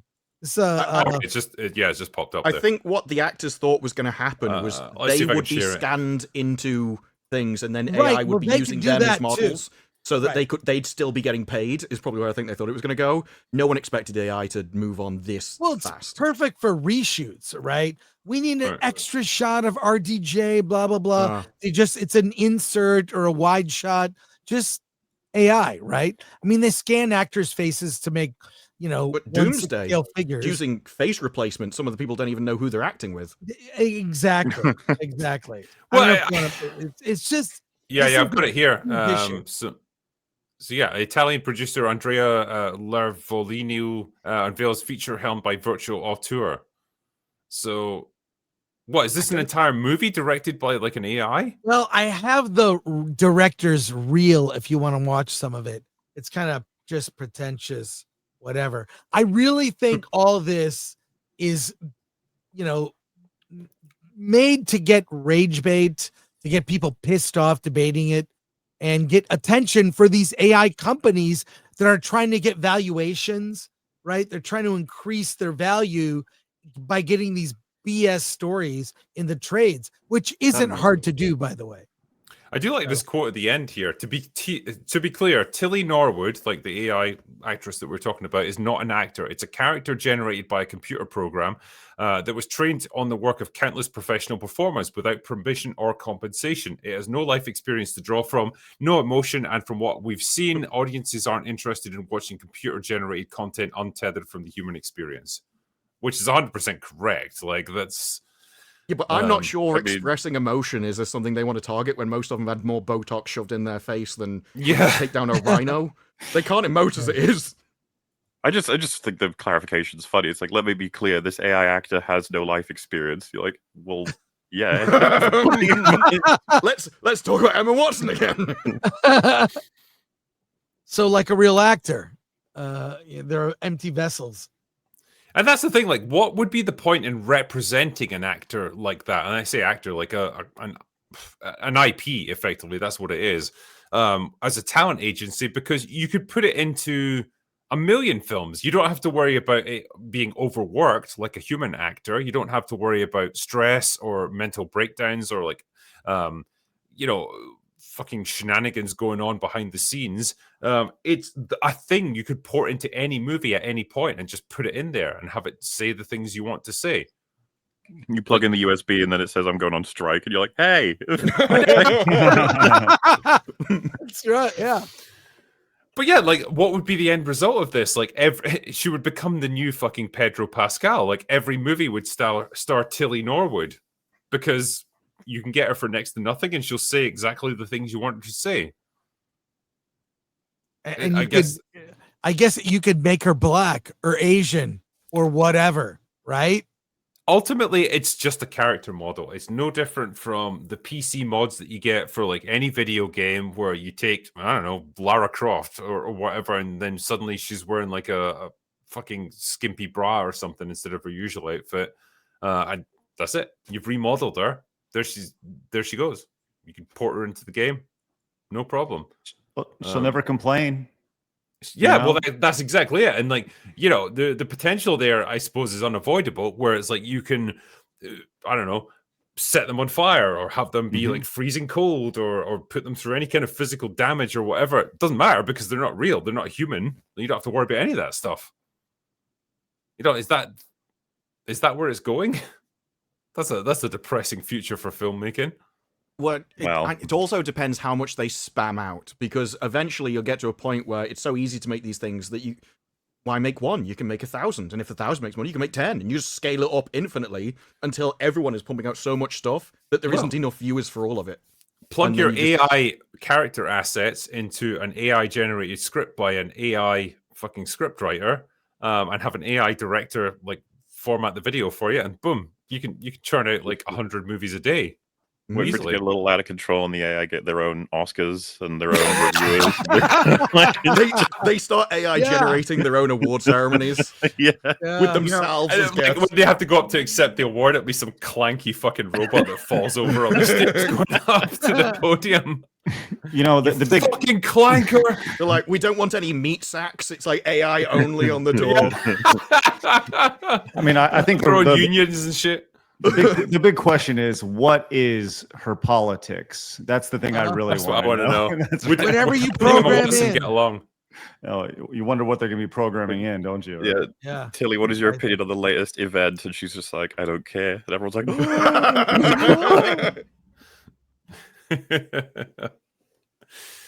That's good stuff. Let me answer a couple of super chats before we go on here, because there's been a million of them just piling up here. So I'll try and do the biggies first and then move on from there. What have we got here? Blah, blah, blah. Where's the red ones? So first one is Tony Gets Gaming. Demon Slayer is the event that you described. Packed house at 9:30 on a Thursday night when I went, and I want to go again. The animation is so detailed that the big screen enhances things. And Sony said they're not releasing at home until 2026. Damn. Is this a reversion back to the old days? Yeah, Demon Slayer apparently is massive at the moment. Well. Can you guys clue me in? Have you seen it? No. I haven't, because I've not seen the first series either. And this is one of the things where you have to watch the previous stuff. So it's actually handicapped itself at the cinema, because it only has its existing audience to go from, and it's still done really well. Yeah, hasn't it done like 500 million globally? 5 or 6. Right, hold on, let me see actually. Where's it at? Demon Slayer. 17. Oh, damn, yeah. So yeah, that is some serious box office right there. Beat Superman. And this is all from an anime. Yep. And I think it had already had a few seasons that you've got to have seen of Demon Slayer before this. It's sword over Superman, huh? I mean, no, this will be like crawled ahead of Superman. Yeah. Sword. Stumbled ahead. Yeah. Brian Brown here says, I've been struggling with this for decades. What is the film that has a guy escaping an asylum in a wheelchair saying, sometimes getting caught is part of the plan? Live my life by those words. Can you guys help us out? Chris, you might be able to help. I can't think of it. I feel like a Google search could probably help you out there. Like, if you were specific enough. It'd be chat, probably, because there's a lot of film watchers in there. Does this sound familiar to any of you guys? Chat, help us out. Someone. GPT. We've got 10,000 people watching us right now. Someone must have seen this fucking movie. Some people are saying conspiracy theory? Maybe. Titanic. Thumbtanic. Someone just said, is gay. Dark Knight Rises. Antichrist? No. Asylum? Maybe. I'm the internet's I'm trying to sucker punch. We got Pokemon, the first movie. Tales from the Crypt Demon Knight. I don't think so. Chat doesn't lie. Yeah, they do. They lie all the time. They're like James Gunn. You never trust anything they fucking say. The Drip Kaiser says it was probably a porn flick. It might have been, yeah. What kind of porn do you watch? People in I wheelchairs. think they're just naming every movie now. Yeah. All right, we're probably not going to get much help on that one. All right, I'm gonna put that on the back Sure you burner didn't for now. dream it, and this is why you've been struggling for decades. I mean, do you guys have any movies like that? Like, I don't know, say a movie you watched as a kid that you've got vague memories of, and you're like, oh, God, I remember specific scenes like super clear, but I've got no idea the overall plot, and I wish I knew what the fucking film was. Yeah, there's actually one I used to watch on Disney Channel that had a really wicked keyboard in it, and I didn't know what it was for the longest time. And I searched, I think I searched on YouTube. This is how good the search was, like Disney Channel keyboard solo or something. And I eventually found the clip of what I was looking for, but I went like 25 years, like just with that clip in my head, and I had no idea what it was. Turns out it was a movie called The Challengers. It was a Disney Channel like original movie, and I don't know, that movie for some reason always stuck with me. I was like, that's badass. Then I watched it as an adult, and I was like, that's really dumb. So, Hey, drinker, I gotta take off. Just 'cause Yes. I have to get to a screening. Smashing Yes. machine. But I'm going to go see that tomorrow night. I'm looking forward to it. it could be good. We'll see. But in case you talk about Peacemaker, I can't stand that show. I don't understand people who like it. I don't get it. Now I understand what this means. I finally get this. oh But no, perhaps you can explain the appeal of this show. No one is likable, and they all sound the same. And the jokes are, and I'm no prude when it comes to juvenile humor, but the humor is juvenile and not funny. So I think Gunn is getting worse as a writer director, especially so many people I know have rewatched Superman now that it's on HBO Max and said, huh, not as good as I remembered it. Like, yeah, Funny that, isn't it? hasn't aged well in a couple months. So with that, I gotta go. Thanks for having me on. Take care. Love you guys all. Love the chat. And I'll see you soon. Thank you, Chris. Love you, man. Bye-bye. Okay, Cheers. take care. Later. Bye-bye. I do wonder if it is that Gunn's gotten worse or if he's gotten more freedom. I think he's stagnated. I think his humor and shit like peaked in like 2017 and he's never advanced beyond that. The thing about that notion, though, if by that logic, surely if we went back and watched Guardians 1, we would be like, oh, this isn't as funny as I remember it. While I think it's just better. Like, the comedy in Guardians 1 is way better than the shit I'm seeing in pick, from anything. I watched an episode of the season 2 of Peacemaker. It was horrendous. I saw Superman, thought it was absolute shit. I wasn't even that fond of Guardians 3. So it just feels like there's been this consistent ramp down. And I don't think it's without merit what you're saying, that like his style, it's almost like it's rotting him. Like he doesn't know what to do. He's struggling to figure out where to go next and everything. But I still feel like something's happened to have to explain this, because I even think Suicide Squad, the Suicide Squad, right? That was like significantly funnier than anything in Peacemaker, even though they've got like connected continuity and everything. I guess there's also like, is he just distracted by too many things? Like now he's got to oversee an entire cinematic universe, and like what he could bring to like one particular project, that's now getting like 10% of his attention, and there's just not enough of him to go around. It could be that, yeah, and he's sort of like coasting on, not having to redraft, just being like, I know I'm funny, this will be funny, this will work. Yeah, and it's kind of not. And I've said to you before, like I just had no interest in watching Peacemaker season 2, and I didn't hate the first season. I just got to this point. I think maybe Superman like burned me out on James Gunn, and I was just like, I just can't take any more James Gunn humor at the moment. I just need a break from him, and then I feel like that break is going to become permanent. A little bit, yeah.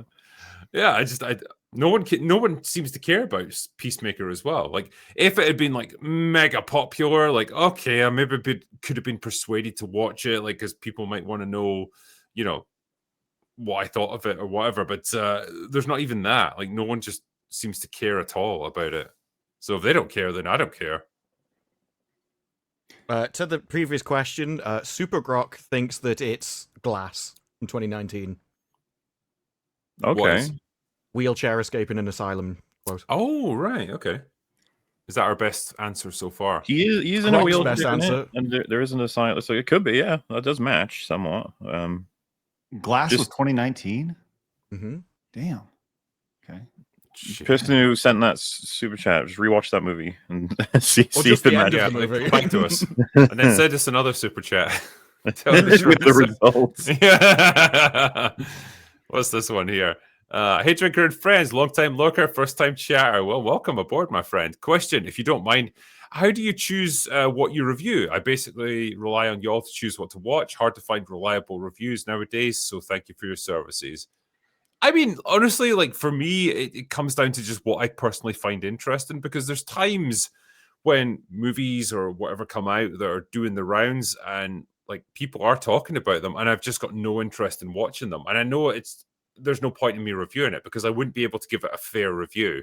You know, I'd come into the film like, oh, I'm just doing this out of obligation, and I would probably end up being harsher or more unfair than I should be on it. And so I don't want to do that. I would rather just pick the things that personally appeal to me as much as I can. I don't know if it's the same with you guys or what. Yeah, like there are certain IPs that I track indefinitely, and then there's certain things that catch my eye based on good marketing, and I'll be like, "Oh, that looks Oh, like fuck my me!" kind of Like thing." you doing a review is like a year-long commitment of your life. Though. Like, Oh yeah, well, because yeah, I was kind of it's like it's a much bigger decision you have to make. Like, I'm having to answer the question based on what I choose to watch as opposed to review at this point. Even though I Sure, do, yeah. you know, weekly shit on all these different podcasts talking about, you know, whatever have you. But like Alien Earth or because like I watched that, I figured it was going to be bad, but I watched it because I feel obligated because Alien is a very beloved franchise, and I watch it burn every fucking instance. But you know, we've all got those sorts of ones. But I'd say a big thing is just, you know, people in my sphere recommending, because you know, it's like a reliable way to find good stuff quickly, because all of us are technically, you know, checking stuff out at random or thanks to different things we stumble across. So then we're like, oh shit, I think you'd like this, you know, and depending on what you think, because it is hard to find reliable reviews nowadays. I agree. You're not going to find it on aggregate sites, you know. Disparu, I was going to ask you briefly. I know you're a big fan of Alice in Borderland, and I've just started season 3. Like, I'm only like one episode in so far. I was gonna. How are you finding it? Because I'm like, I'm not sure if I'm quite feeling it yet. My review of that episode I put on Twitter, and it was just, my wife's retarded. Because that was the entire episode. Yeah, but that was. And the thing is, I was like, this feels like a really shit reason to go back into that world. she gets worse. Like, they have absolutely annihilated her. I really like her character in that season 1 and season 2. Yeah. And her motivations for that whole series are awful. As for the series, I am mixed, which I really love season 1. Think season 2 is even better. And this, there was source material. They didn't really use it. And it shows the characters aren't as good. The games are hit and miss. The ending is bizarre. And they Have you destroyed got all his the way wife. through it already? And I just kind of wish they'd brought back the people from previous seasons, because they were actually good characters that they could have done something with. So yeah, I'd give it like a 5.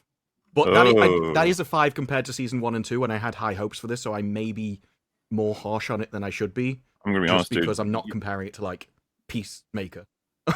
You saying this is comparing it to itself. Yeah, that's probably completely put me off But watching yeah, that season first 3. episode, I don't know why it existed. Is it a definitive end at the end of season 3, or is it like, oh, they might do a 4th one?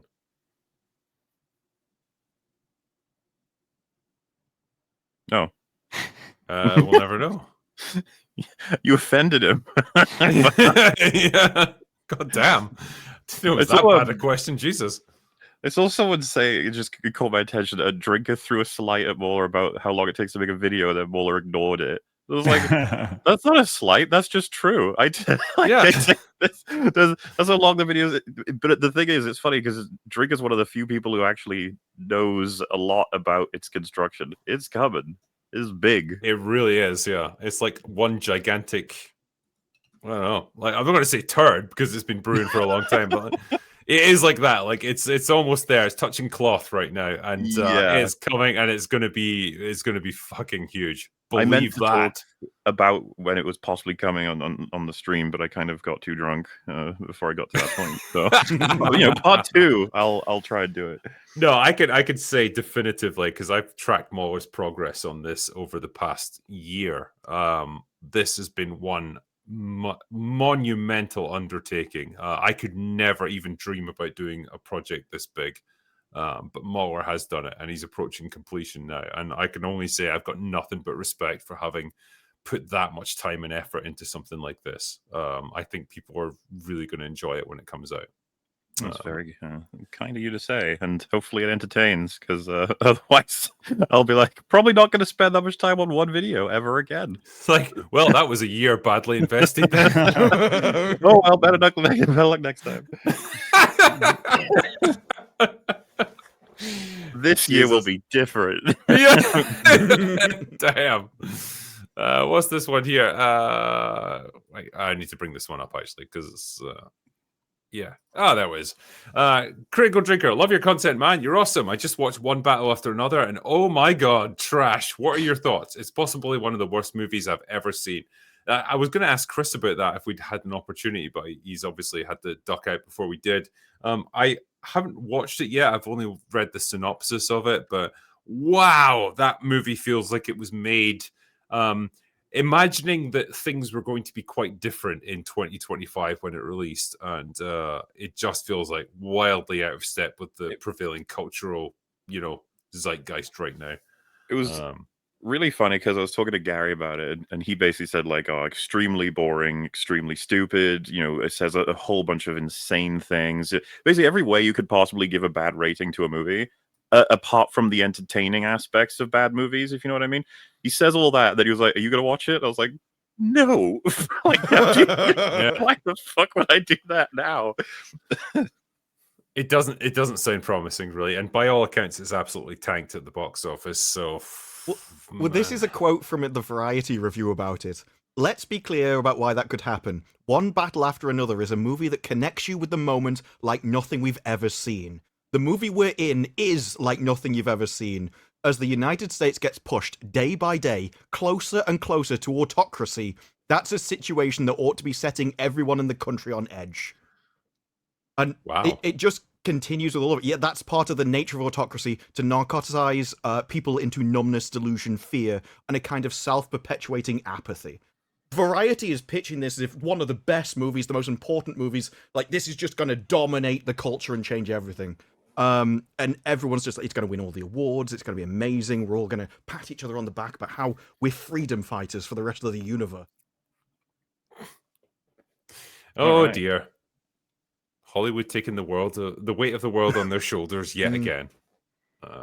Yeah, it sounds like absolute dog shit, but and it follows Eddington, which was very similar kind of fodder. Yeah, it was. Yeah.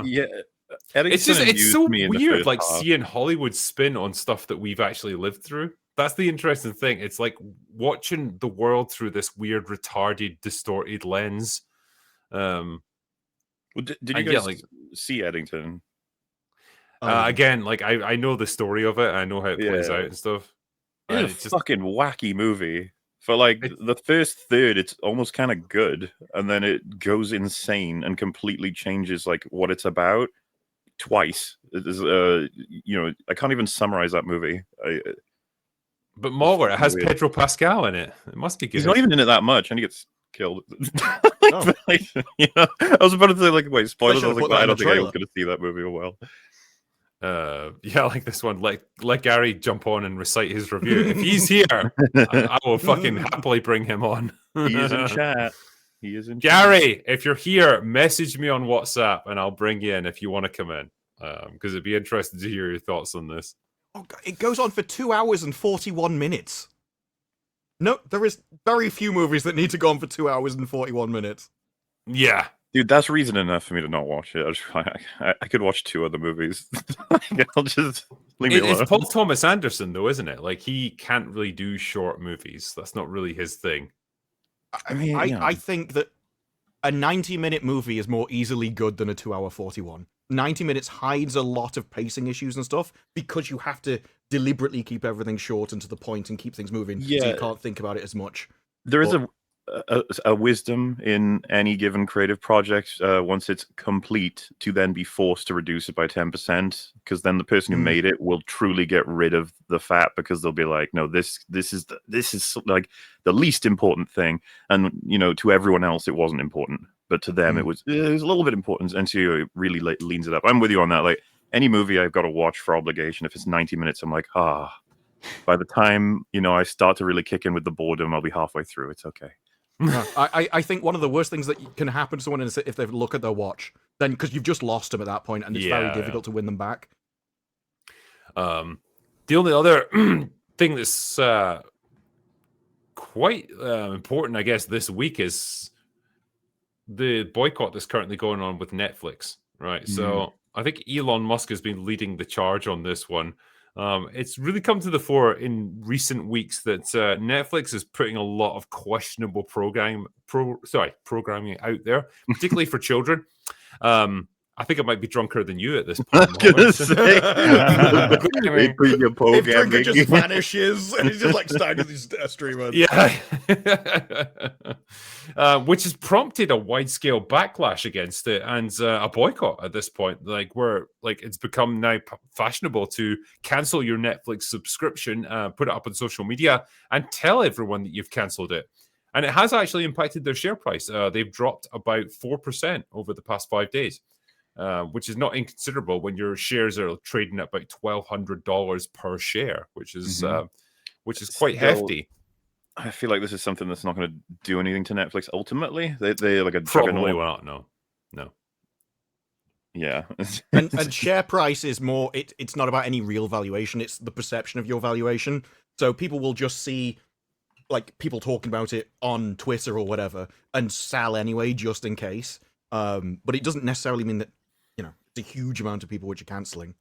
Well, and a lot of the shows that are being talked about, these have been talked about many times over the last few years. But I think that the bigger issue with the Netflix thing is people are now discovering this for the first time. So how long? Like there was the first one that came out that kind of spurred all this and got this ball rolling. We're now seeing examples that have been shown over the last couple of years. But that first one, though, I had never seen before, and that has been canceled for 2 years now, right? But so I, as a parent, go, well, how many kids have seen this without people actually knowing about this? That's the question that I keep going back in my mind. How many children, 7-year-old children, were watching this and were just utterly confused as to what they were looking at? I was actually going to bring that up just now. Cuties is just the fact that they hosted that fucking movie, and for all I know, it's still on there. It's like the most reprehensible shit, and I don't know. They never should have recovered from that, but they just do. It's just an inevitability. Well, it's like they've essentially cornered the market on streaming services. They've got so many shows that people do want to watch that they can afford to get away with this like really questionable shit in the background that's like for a very niche audience, if you catch my drift. And that's what you end up stuck with. But my God, it's distasteful. It's not just the stuff that was cited in this article. Because I think the thing that kicked it off was some show called Dead End Paranormal Park. It's like a kid's show.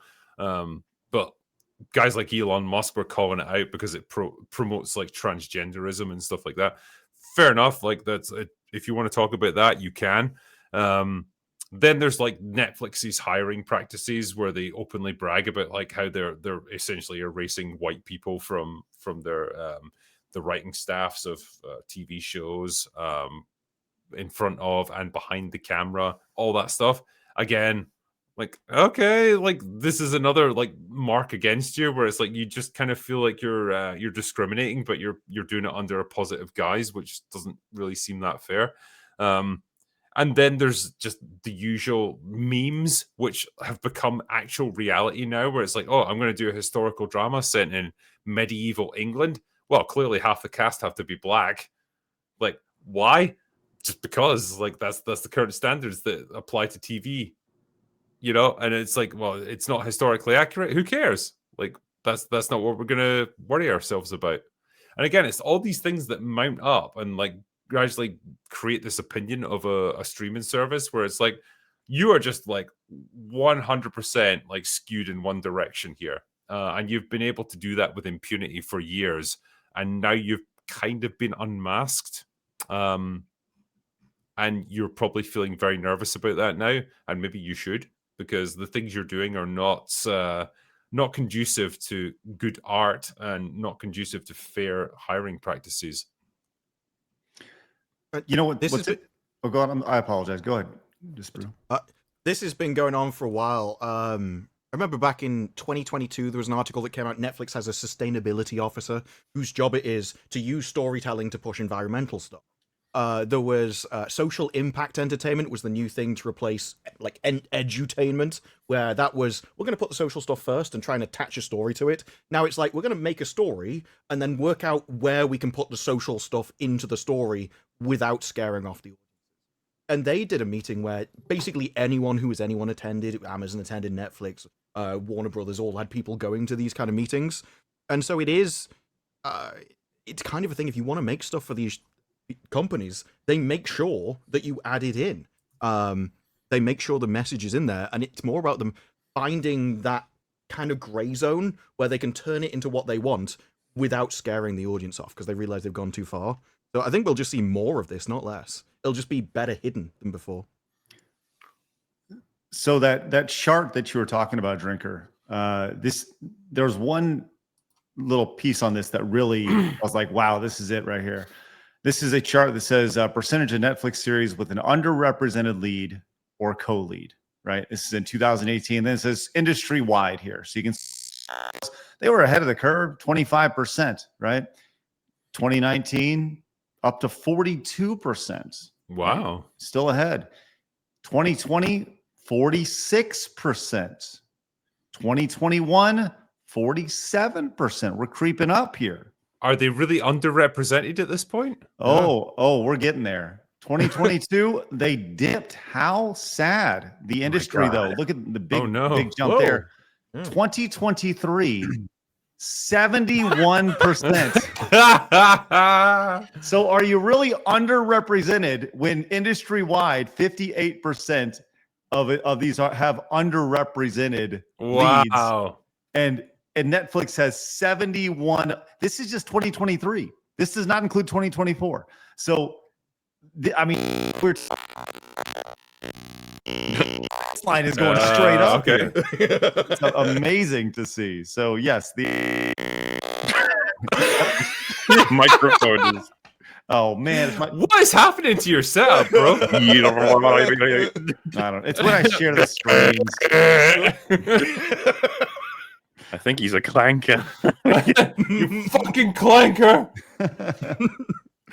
My bad. No, that's fair enough. Gary, yo, wait, we had you on screen for a second. I'm here. There's your beautiful face. Oh yeah, so beautiful. I've missed you, man. Oh. I missed you too, man. Let's hug it out. How's it going? I'm listening to you guys. I'm supposed to be reading my audiobook. It's rough, dude. It's so rough.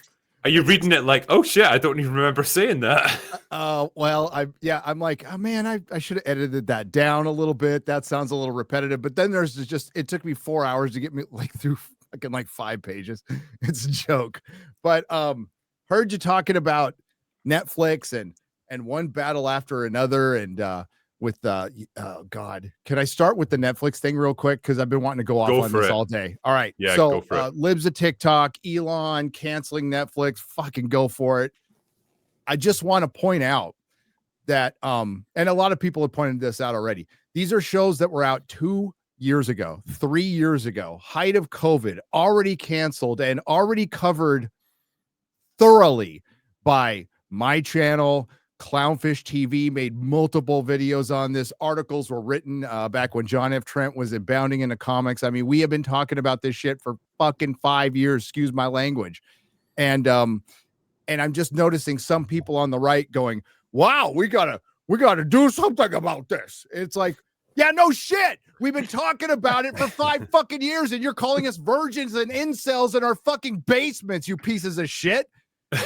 You fucking idiots. I've been trying to fucking tell you for years. This is why we watch this stuff. This is why we cover this stuff. That's why important, MauLer, knowledge is power. You know that. So that's why we watch this. We cover all this stuff. I try to watch all of these on the streaming services, whether I pirate them or not, whether I'm subscribed or not. And, how many times have we heard, why are you guys watching this stuff? Why do you guys keep watching? This is why. Because if we just all walk away and we abandon it, and you abandon your Netflix, you know what they're going to do? They're going to put more fucking gay shit on it for kids, and you got to be there to call it out. There is no new culture. You can tell I've been pissed about this all day. There is no new culture. There is only the culture, and we have to take it back or we lose it. But we can't black pill and walk away. And by all means, cancel your freaking Netflix just because most of it sucks. If you want to, that's fine. I'm not calling you out for that. But this is why we cover it. This is why pop culture is important, and this is why normies and people on the right who might not understand that we care about this stuff, and they don't have to. I don't care if somebody questions how much I care about action figures or comic books, or you care about games. That doesn't matter. What it is part of our culture. It is a huge part of our culture. And guess what? The activists recognized that years ago and were able to infiltrate thoroughly, absolutely thoroughly, to where now they're like making cartoons about transing kids 5 years ago. 5 years ago. So that's why it's important to cover this stuff. I'm glad it got popped up again, but I'm just watching some of these people going, we probably should have paid attention to some of this. Yes, you should have. Damn it goes both ways too. Like we got to find the shit that's worth celebrating as well. And that too. And you can't find that out without watching it. Yeah. Right, MauLer? So some people think, hey, something like an Alien Earth, that's going to be great, and it's horrible. But then you think something like The Penguin, that's probably not going to be that good, is it? It's like, it turns out to be great. You got to go see it and figure out what's going on, Yeah. One battle after another. I watched that, guys. It's critically acclaimed. It's going to sweep at the Oscars. Did you see it, Disparu? No, I'm going to after I've done the current video. I highly recommend I highly recommend everybody watches it and does a review. I might do another review the more I think about this movie. Another one. What interests me most about it is the critics' reviews, but I think I've got to see the movie to know just how nonsensical their reviews are, because they're hailing this as basically the perfect movie, the perfect time movie with all the right messaging. It's going to change the world. Nothing could be more important in this moment. And so it's their hyperbole that made me interested in it. And it's I talked to an executive at Netflix, of all places, before all this shit went down. One who's cool. He told me, he's like, this is just like Captain Marvel. All the critics are going to praise it because they have to. As a matter of fact, if they come out against it, they won't be looked at as allies anymore.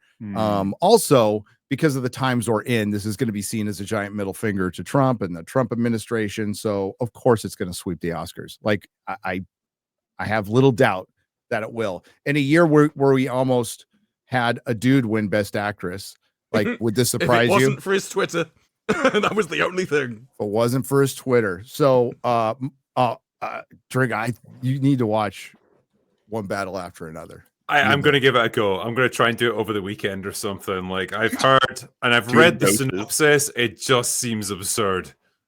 It seems like a Hollywood, like, leftist, progressive wet dream. Yeah, basically, like everything that they love, and it just feels like a movie that came along about 2 or 3 years too late, because the culture has swung so hard against all this crap. That's it's exactly what it is. So it's a woke Hollywood movie made for woke Hollywood of 2020, 2023.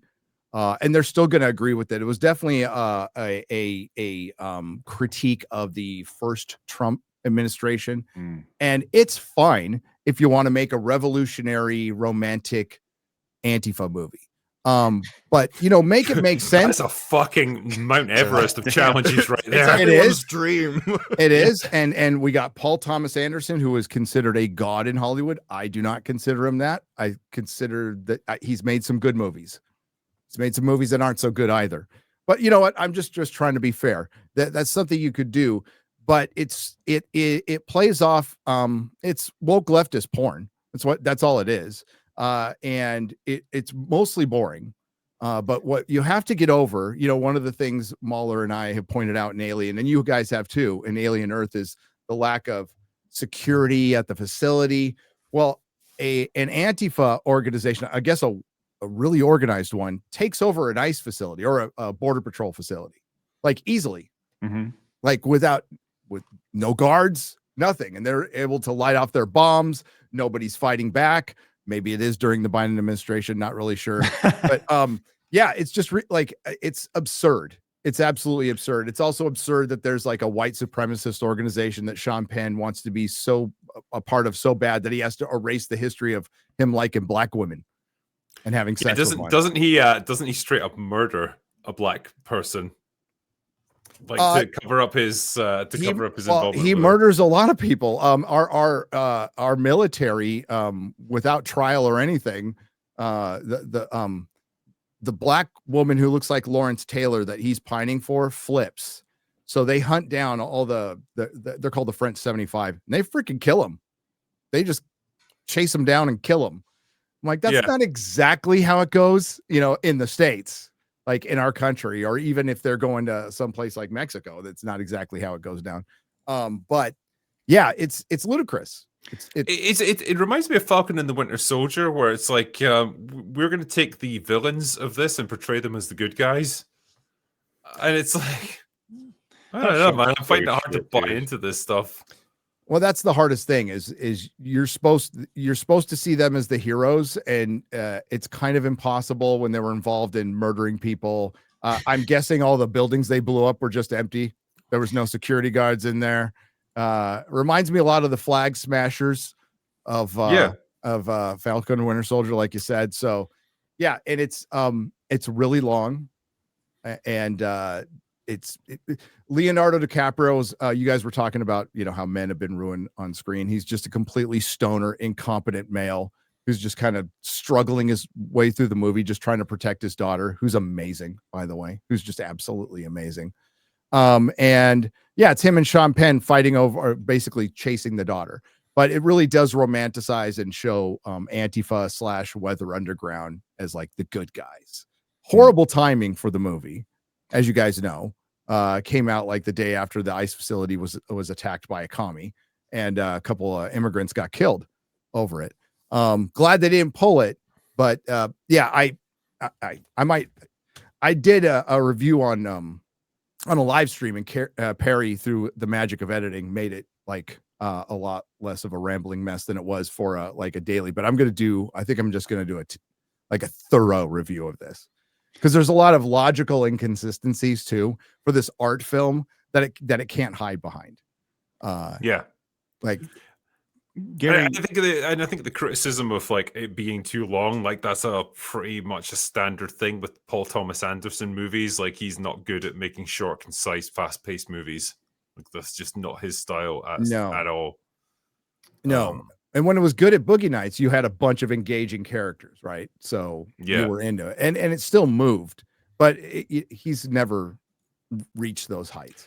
It's an interesting problem as well, because like you want to get involved in like this idea of like civil strife in America and stuff. At one end of the spectrum, you have something like this that very much picks a side, which is like the only side you're allowed to pick in Hollywood, which is kind of what we were talking about earlier. But then at the other end of the spectrum, you've got something like Civil War, where it picks no side whatsoever, and it's just a nothing burger of a movie. I'm never even sure what I'm supposed to take from that film. It's just like war is happening in America. We don't know why. We don't really know which side we're supposed to be invested in. But my God, we need to support the journalists. Because that was the point of it. They make modern culture better. Yeah, no, that was the point of it, because journalists used to be like quite a respected kind of career path. They did, and that back is in the entirely Vietnam gone down. days, like in the 60s and 70s, yeah. Mm-hmm. But that's the thing, journalist power comes from that respect, that they are the trusted source. So if you lose that, you lose the point of their existence. So it was essentially a propaganda piece to try and win people back into the fold so you would listen to them. What you're going to have with those kind of things. It's like this. you have to pick a side with morality because the audience has to buy into the good guys to actually believe it, because you're supposed to take something away, you're supposed to learn something, or think, what would I do in that position? But if you're like, all these people are horrible and I want them to lose, you're utterly disconnected from the movie the entire way through. You're right. There's a point in the movie, and you'll see it, Drinker, where there is a little self-awareness, where Leo's like, hey, we're a family now, we got to stop this stuff, and she kind of yells at him and calls him a misogynist. So he tries to be a father, and you think, well, maybe we will get out of this revolutionary life. Nope, not at all. No. Back to blowing stuff up. Is she like the bestest revolutionary ever by any chance? I'm just going to go on a wild hunch here. Yeah, I mean, she's able to take a couple of people out with like freaking handcuffs on, but like she's a high school girl, but she has got some plot armor. We'll say that she's got some plot armor. Gary, I have a question for you. Sure.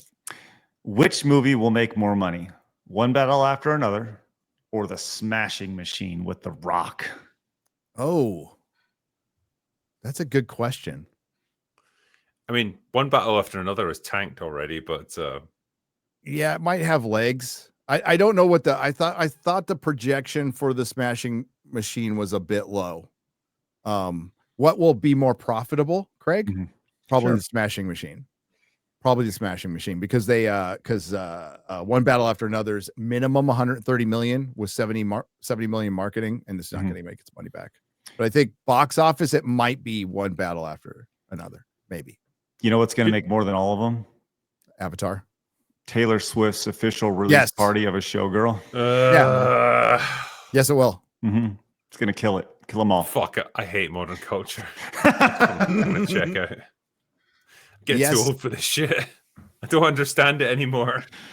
Oh man, I'm sorry. Yeah, I'm going to go see The Smashing Machine tomorrow night. Actually, I'm hoping for good Taylor things for Swift. Drinker, the ultimate Swiftie over here. I love it. Oh fuck yeah! Hardcore Taylor He Swift takes fan down the right now. green screen. It's just Taylor Swift posters and merch. Dude, you reviewed K-pop Demon Hunters. Why not? That's I regret nothing there. I enjoyed that movie. That was a lot of fun. I liked it too. It's good. Yeah, Yeah. just That's pretty nice. undemanding stuff, but great. yeah, good fun. All good stuff. Good for you. Yeah, I'm going to answer a few super chats. Gary, I don't want to like prevail upon your time too much. If you've got time for it, great. If not, like I totally understand. I man, got 'cause know like you're 15 more minutes. okay. Otherwise, I'd stay for the whole thing, but I got to be on another show. And I gotta get go. you. I will. Have you got to go now or just in 15 minutes? Well, oh, sorry. I actually have to go because I don't know if my microphone will hold up much longer. I don't know what you've done to that thing, but holy shit. Hey, thank you guys for having me. I appreciate you guys. And thanks so much for the invite. I'll work on my microphone for next time, okay? Later, Craig. Yeah, no problem, my Yeah, friend. you No guys. problem. Take it easy, guys. Catch you around. Later. dude. Cheers. What's this one here? A movie promoting domestic terrorism marked as liberation. It's insane, but considering most of the leads are women of color, then I suppose it's empowering and sends the right message. Of course it does. Critical Drinker, Nerdratic, and Disparu, thank you guys for your amazing content. Peace and love from the Middle East. Thank you, man. And well, I wish for nothing but peace and love in the Middle East as well. So hope things work out well for you guys, but appreciate that. Let's see if I can bring up the first of the super chats from earlier. Cobus Joubert says, MauLer, haven't you had enough bar after yesterday? This is the recovery bar. The hangover cure. How long were you streaming yesterday? 9 hours, I think. Oh, that's nothing. 8, something like that. 9 hours of shots is pretty intense, man. 9 hours of drinking. It was wise. It was wise. Well, I believe you. Ryan Crawford's asking, Hail Bar, how do you think the colonial marines would fare out in the jungle against the Predator and vice versa? Dutch and his spec ops in the Hive, they keep their own weapons. So Dutch and his team were sent into the Hive in Aliens. How do you think they'd get on? And how do you think the colonial marines would get on in the Predator or against the Predator in the jungle? I think the colonial marines would probably smoke the Predator. Why? Because they got motion trackers on their smart guns. So that would probably be enough to take it out, even if they can't see it. And they can see in infrared. That doesn't give you height, though, right? The motion tracker? and it's still delayed somewhat. The Predator's pretty fast. Yeah, would it even is it pick up fast a enough to Predator? outrun a bullet though? I don't know. Well, I mean, he got sprayed with the fucking avalanche of guns in that film, and he only got tagged once. Back when they tried to make it so the Predator was smarter about how he... Yeah, but that was just Mac shooting at him. When everyone unloaded, he already like vanished into the jungle by that point, so that doesn't really count. It does count. There's a lot It of doesn't bullets. count. He was already out of range, or he'd like gone up into the canopy or something. That's like, the basically point I'm they were making. shooting- Yeah, but like Mac, like when he's shooting with one gun against something that he can't really see, and he hits it with a stray round, I can totally buy that. Like that's all he's going to do. But like Colonial Yeah. Marines that can go to infrared viewing, also they have smart guns that can track movement. I think they'd probably be able to take it out better. Did we watch the same movies? They fucking fail miserably against the aliens that are a lot stupider than the Yes, Predator. because the aliens don't show up on infrared, whereas I think the Predator does. Infrared. There you go. I mean, Checkmate, motherfucker. what are you talking about? How many of them are using infrareds in Aliens? Most of them do. Like they've got on their helmets, they've got like optical sights that they can flip down, I and they thought that all was do just, it like, at one point. Specific members of the team or whatever, and that's not even something that's reliable. Like compared to the regular vision, you still need. And we're talking about the Predator that can kill most of them without them even knowing he's there. Mm-hmm. It says here as well they show up on the motion trackers, which is 100% true. The Predator would too, because he can only bend light around him, not movement. So Yeah, but like I said, that's not going to give him a huge MauLer, edge. you know I'm right, okay? He's not even going to be moving a lot of the time. Yeah, but like it doesn't need to be like. I think you're running around. underestimating the Predator here, like hardcore. I think it's definitely a dangerous opponent, but I think a squad of Colonial Marines would probably prevail. They got against slaughtered Predator. by the aliens. But the aliens are not the Predator. Like, what do you Exactly. not understand? The Predator is better than the aliens. Yeah, but there's one of the Predator. Yeah, There you was think, like how many do you there need? was dozens and dozens of the aliens, and they took like quite a good number of them out during the retreat from the hive. Yeah, but like again, it was a disaster for them. Similarly, a disaster for Dutch's All team. right, let's settle this. Also, because the Nerd Predator Drawing, is supposed Disparu, like who do you think I'm I- right or is MauLer right on this one? Disparu, make your point, because I think I know what you're going to say. Well, like the Predator is supposed to be the best predator in the universe, and so Mhm. because he was an honorable creature, I always was under the impression that he kind of toned himself down Yes. for certain other things. Yeah, And so it would be really weird if this advanced predator didn't have some kind of anti-infrared, because he can see in infrared, so they have the technology. You'd think they'd have some kind of suit or something he could wear, and you would think he would go in prepared for the opponent he's going to fight. Well, even if we go on that basis, then if we talk then about offensive weaponry, I would say probably the pulse rifles and the smart guns are probably more effective than the weapons that Dutch and his team have.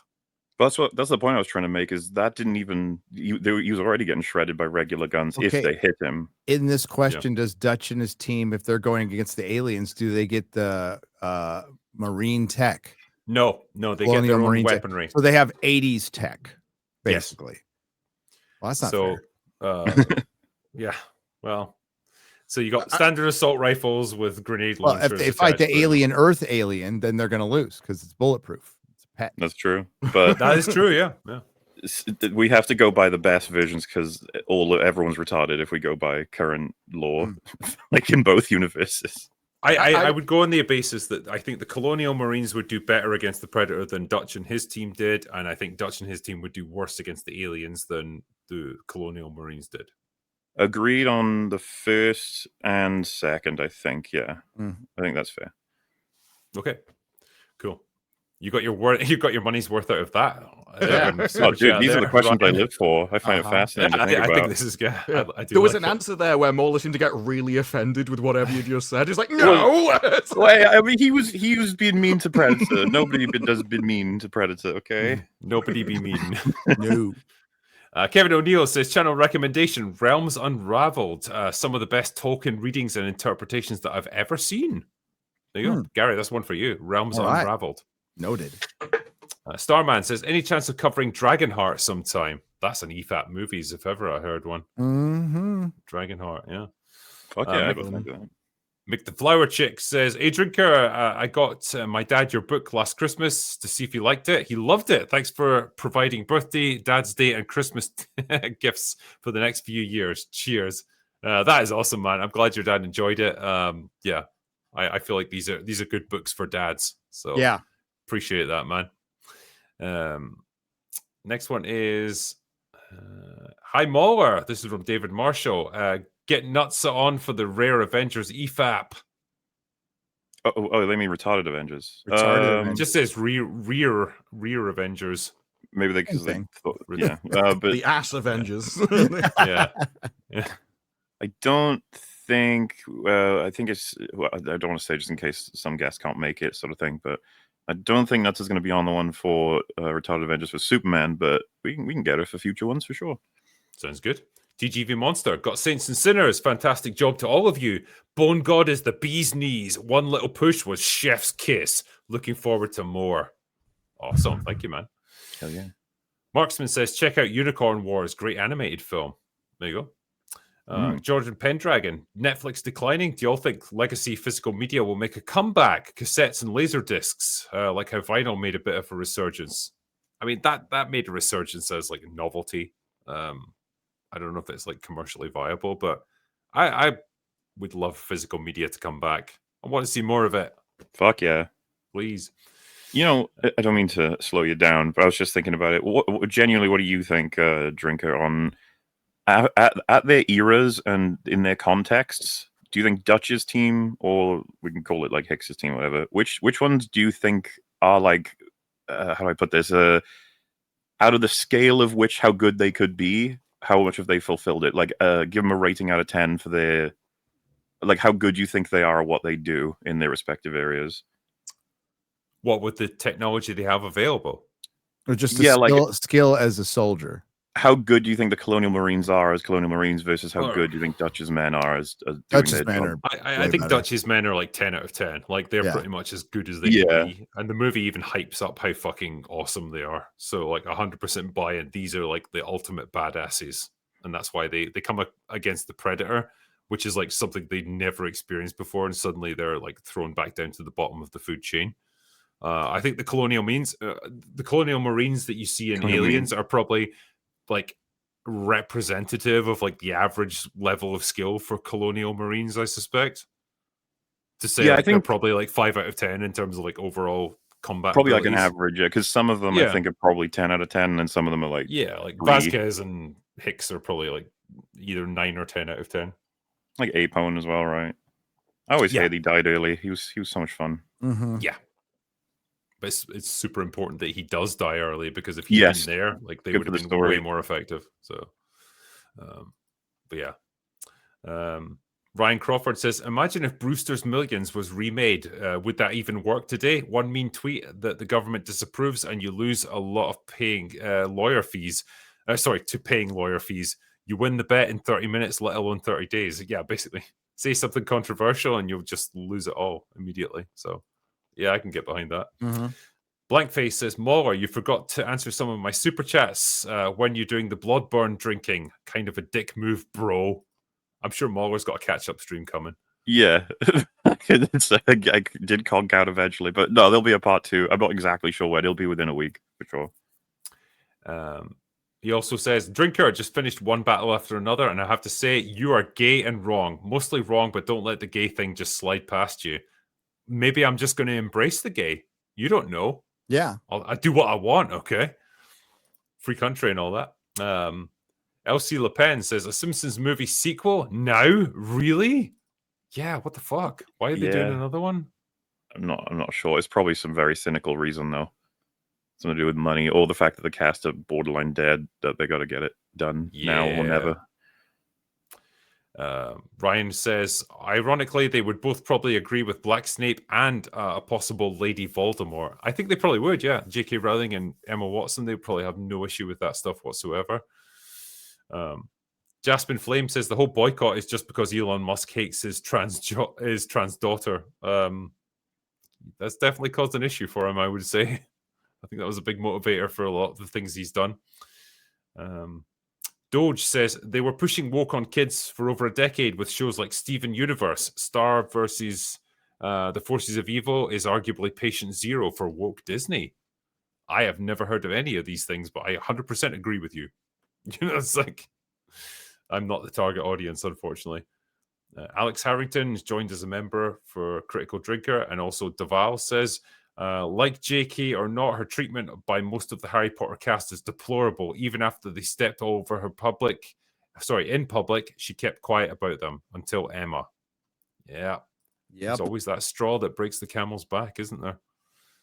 And you'd think human decency, like the most you would ever say is, look, I disagree with some of her opinions, but she's given me everything I have and I'm grateful for that. And you could use that answer for any question about her. Yeah. The most respectable thing about JK2 was she was always consistent with her views and will literally and figuratively stand her on them. I think that's fair, yeah. She's never changed, really. Brother Volta says, do you plan on making a review for Out of Words? I mean, if I get a chance to play it, sure. Irish John says, if all of you could tell everyone on Earth one thing that they would all understand, what would it be? One piece of advice that everyone would understand? Oh, that's deep. Yeah. Do you want like deep philosophical thoughts from a bunch of assholes on a live stream? I'd probably just opt for something. We need to find like a kindness one, you know, probably fundamental. Try to treat people well because it's important that you do, sort of thing. I would say, don't get fat. Yeah, there you go. That's a good one. It's just like go to the thing gym. A lot of fat people know that though, or like they shouldn't, but it's, they understand the advice, but they understand it intellectually, but do they understand it here in their fat encrusted hearts? But you telling them it wouldn't help. Like they already know it. That's the problem. Like that. It's one of those things where the moment anything has to apply to everybody, you've sunk to such a lowest common denominator, you've kind of removed any ability to make an impact. Yeah. There are some things that have to be pitched at a certain level because there are just people beneath it and they will always stay there. I think anything that has to apply to anyone is just a bad idea. That's fair, actually. Don't start Game of Thrones. Yeah. It's going to end you in a bad place. Zeddy Boy says, yeah, gun to your head, what's your favorite Firefly episode? Favorite episode of the bunch? I think MauLer, in your case, it's probably Out of Gas, isn't it? Yes. I've answered this on a few streams recently. Yeah, same guy, or it's a coincidence, but yeah, it's just because it's a great showcase for all the characters, really well paced. I love the way it's delivered, like in terms of timeline, getting the present and past, and then showcasing why Mal is like one of the best captains ever. Yeah, it's a super strong contender. I think what I talked to you about was maybe the message that might be my favorite. Yeah, I really like that one as well. Yeah. Oh, Objects in Space, the finale one. That was a good one. Jubal Early. Early is a superb antagonist. I really like him. It's when he's got the girl on the floor and he's just telling her what I'll do to her. It's not because he would enjoy it. It's just I know this will be an impact on you. Yes. Yeah. The actress sells it so fucking well. Mm-hmm. Yeah. Like everyone knows that he means it, even though he doesn't care. Him not caring actually makes it more scary. Because he's capable of anything at that point. It's an interesting way to portray like a really psychotic villain who could do anything just because it's necessary. It's like that's pretty good stuff. It's pretty good writing. Angry Batman says, off topic, but just wanted to announce that after 2 years, my divorce is done and I get to keep my son. A long battle, but very much worth it in the end. Well, congratulations to you, sir. I'm glad you got a good result. And enjoy that time with your son. Starbucks Meg says, hail panel, what is your favorite epic movie scene that gives you goosebumps still each time you watch it? Mine is Ride of the Rohirrim in Return of the King. That's it's a fantastic choice. You know what?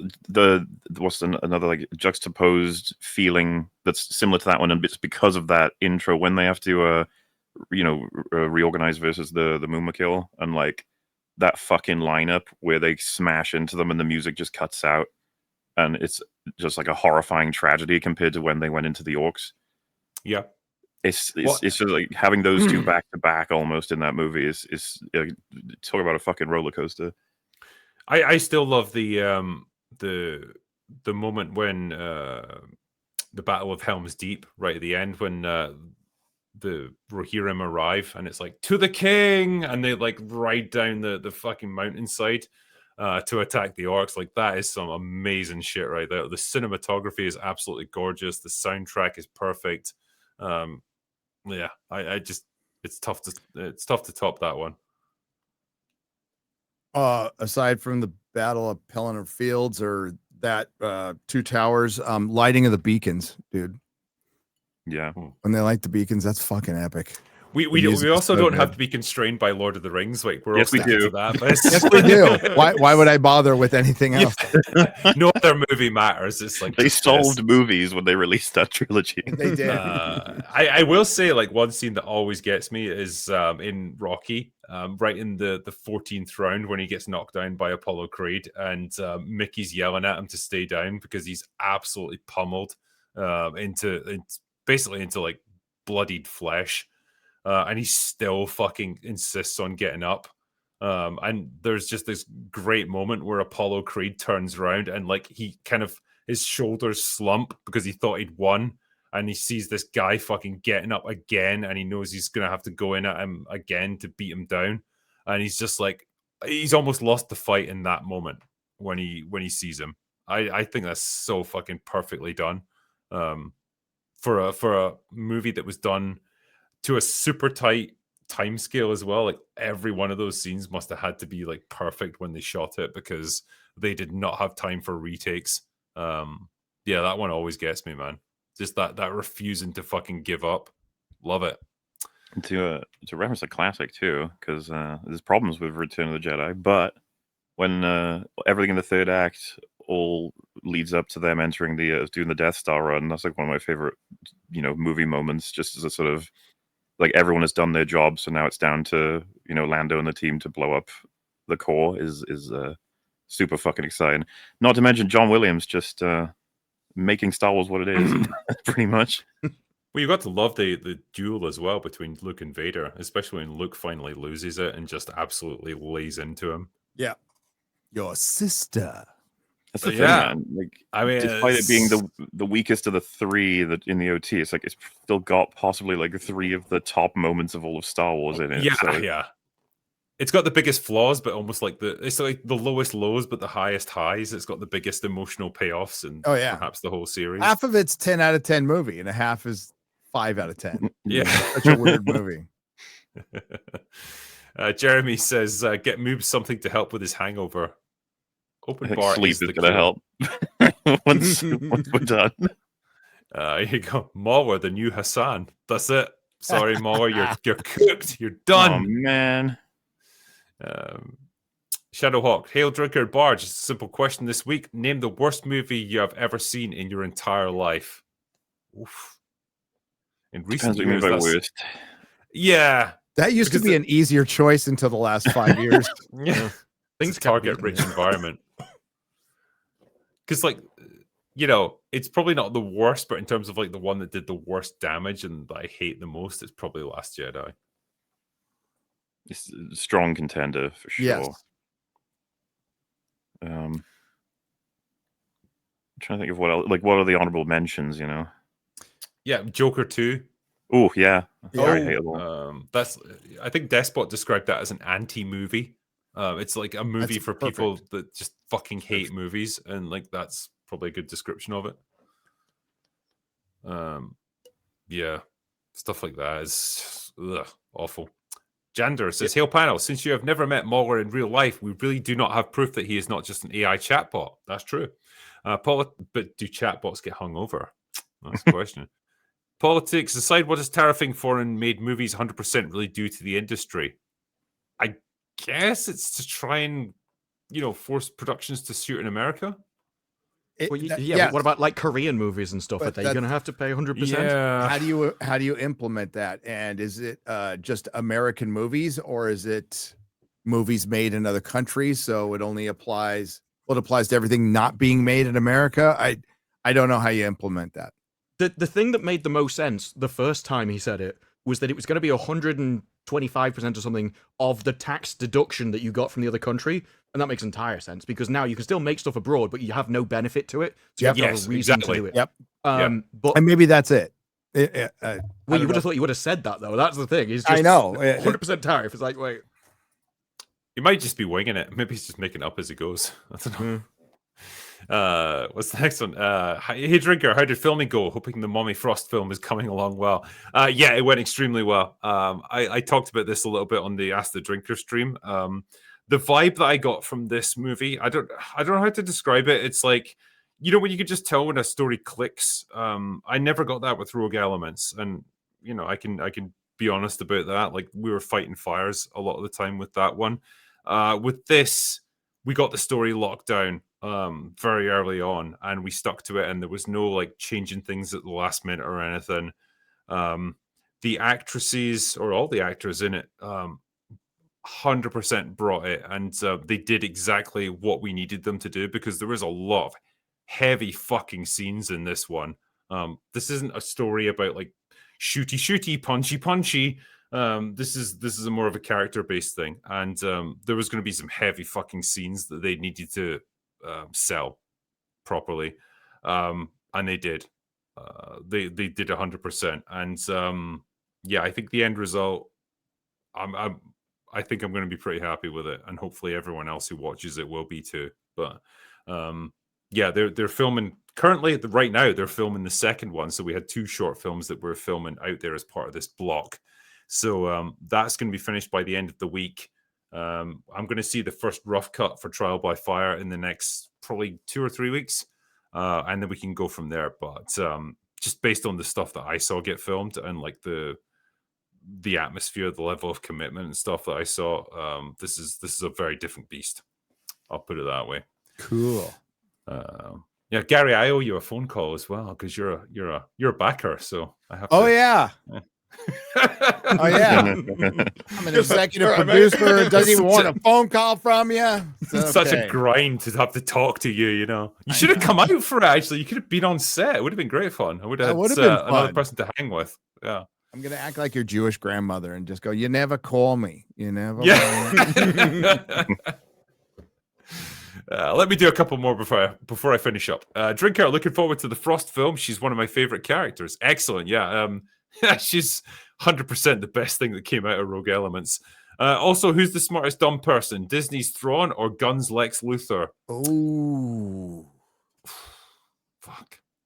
Well, Lex actually achieved stuff. Lex created his own. Failed at all times. Lex created his own pocket universe, so I'd say that requires a certain level of intelligence. Lex actually accomplished something. Yeah, Thrawn only fails.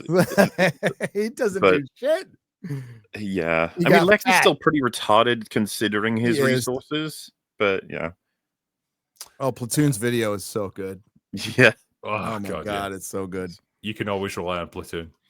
Hello all, have you seen Alice in Borderland Season 3 yet? Disparu has. Feel like it could have done with a couple of more episodes to flesh out the characters, but overall enjoyed how they closed it. The games were brilliant.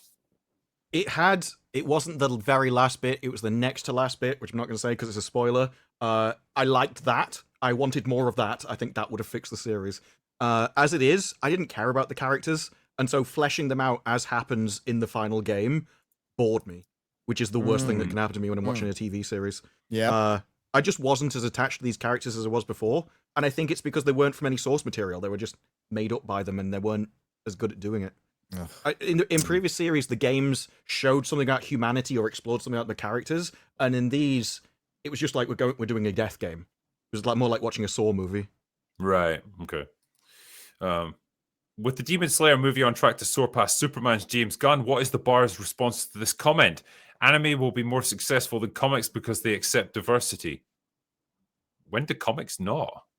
In fact, comics are like the opposite extreme of that. Also, shouldn't they be comparing anime to adapted comics or manga to comics as opposed to anime to comics? Well, also by any definition, anime would be 100% diverse because it's from Japan. So yeah, I think it's even more fundamental than that as well. Like, no, who fucking cares about all this stupid diversity stuff? Like, people just gravitate towards good stories and good characters, right? It doesn't matter what the ethnicity or the sexuality or anything of the characters are. If they're good, if they're interesting people that you care about, you're going to want to watch adventures with them. That's what anime does. That's what the Japanese writers do so well because they're not fettered by all these stupid fucking rules and restrictions that that constrain everything over here in the West. They're just interested in telling a good story. Imagine that. That's the whole point of art. But also, that's what they can choose asking for. They can choose the most competent person because they're all Japanese, and so there's no one going, I think we need to someone hire someone that isn't Japanese. Whereas in that, they will give you, rather than just selecting the best person from anyone, they will give you a very small group of people and go, you have to choose from these people. And so you have to choose the best of a tiny group, and so it's never going to be the best, as well as that person being ideological at the same time. I'm going to finish it with this one. Rose not moving over to give Jack room on that door. He gave her wood and she didn't give him any back. Selfish bitch. Yeah. The Titanic isn't a good love story anyway. She goes away, marries a guy, only to ditch him in the afterlife. I'd be pissed. Yes. Yeah. You guys know the discussion on that, right? Like they did testing on, I think, Mythbusters or whatever, and James Cameron did it. Like he was that pissed off by it. Well, have you seen the argument that it's like it doesn't matter if they could have both possibly survived on it? Jack was never going to risk that.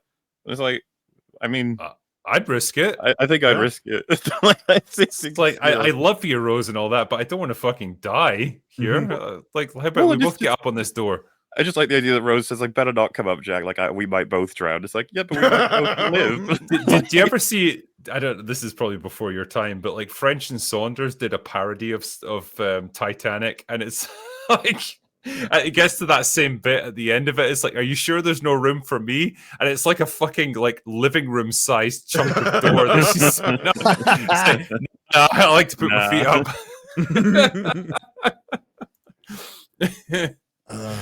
That's good shit. Anyway, I'm probably going to finish up right there tonight. In fact, not probably. I'm definitely going to finish there. But I want to thank everyone who's joined us for this open bar tonight. It's been awesome. Gary, it's been awesome to have you here as a last-minute addition to the bar. You're always welcome, my friend. So thank you for coming in. Thanks for bringing me in. Yeah. Disparu, as likewise, it's always great to have you on. We also had Stuttering Craig and Chris Gore. They had to jump out a little bit early, but great to have them on as well. MauLer, it's nice to have you mostly coherent for this. Yeah. Thank you. I made it. We will, of course, catch up on the super chats that we missed on the next last orders, but thank you everyone for joining for this. And for now, that's all we got for today. So go away now. Bye. Bye.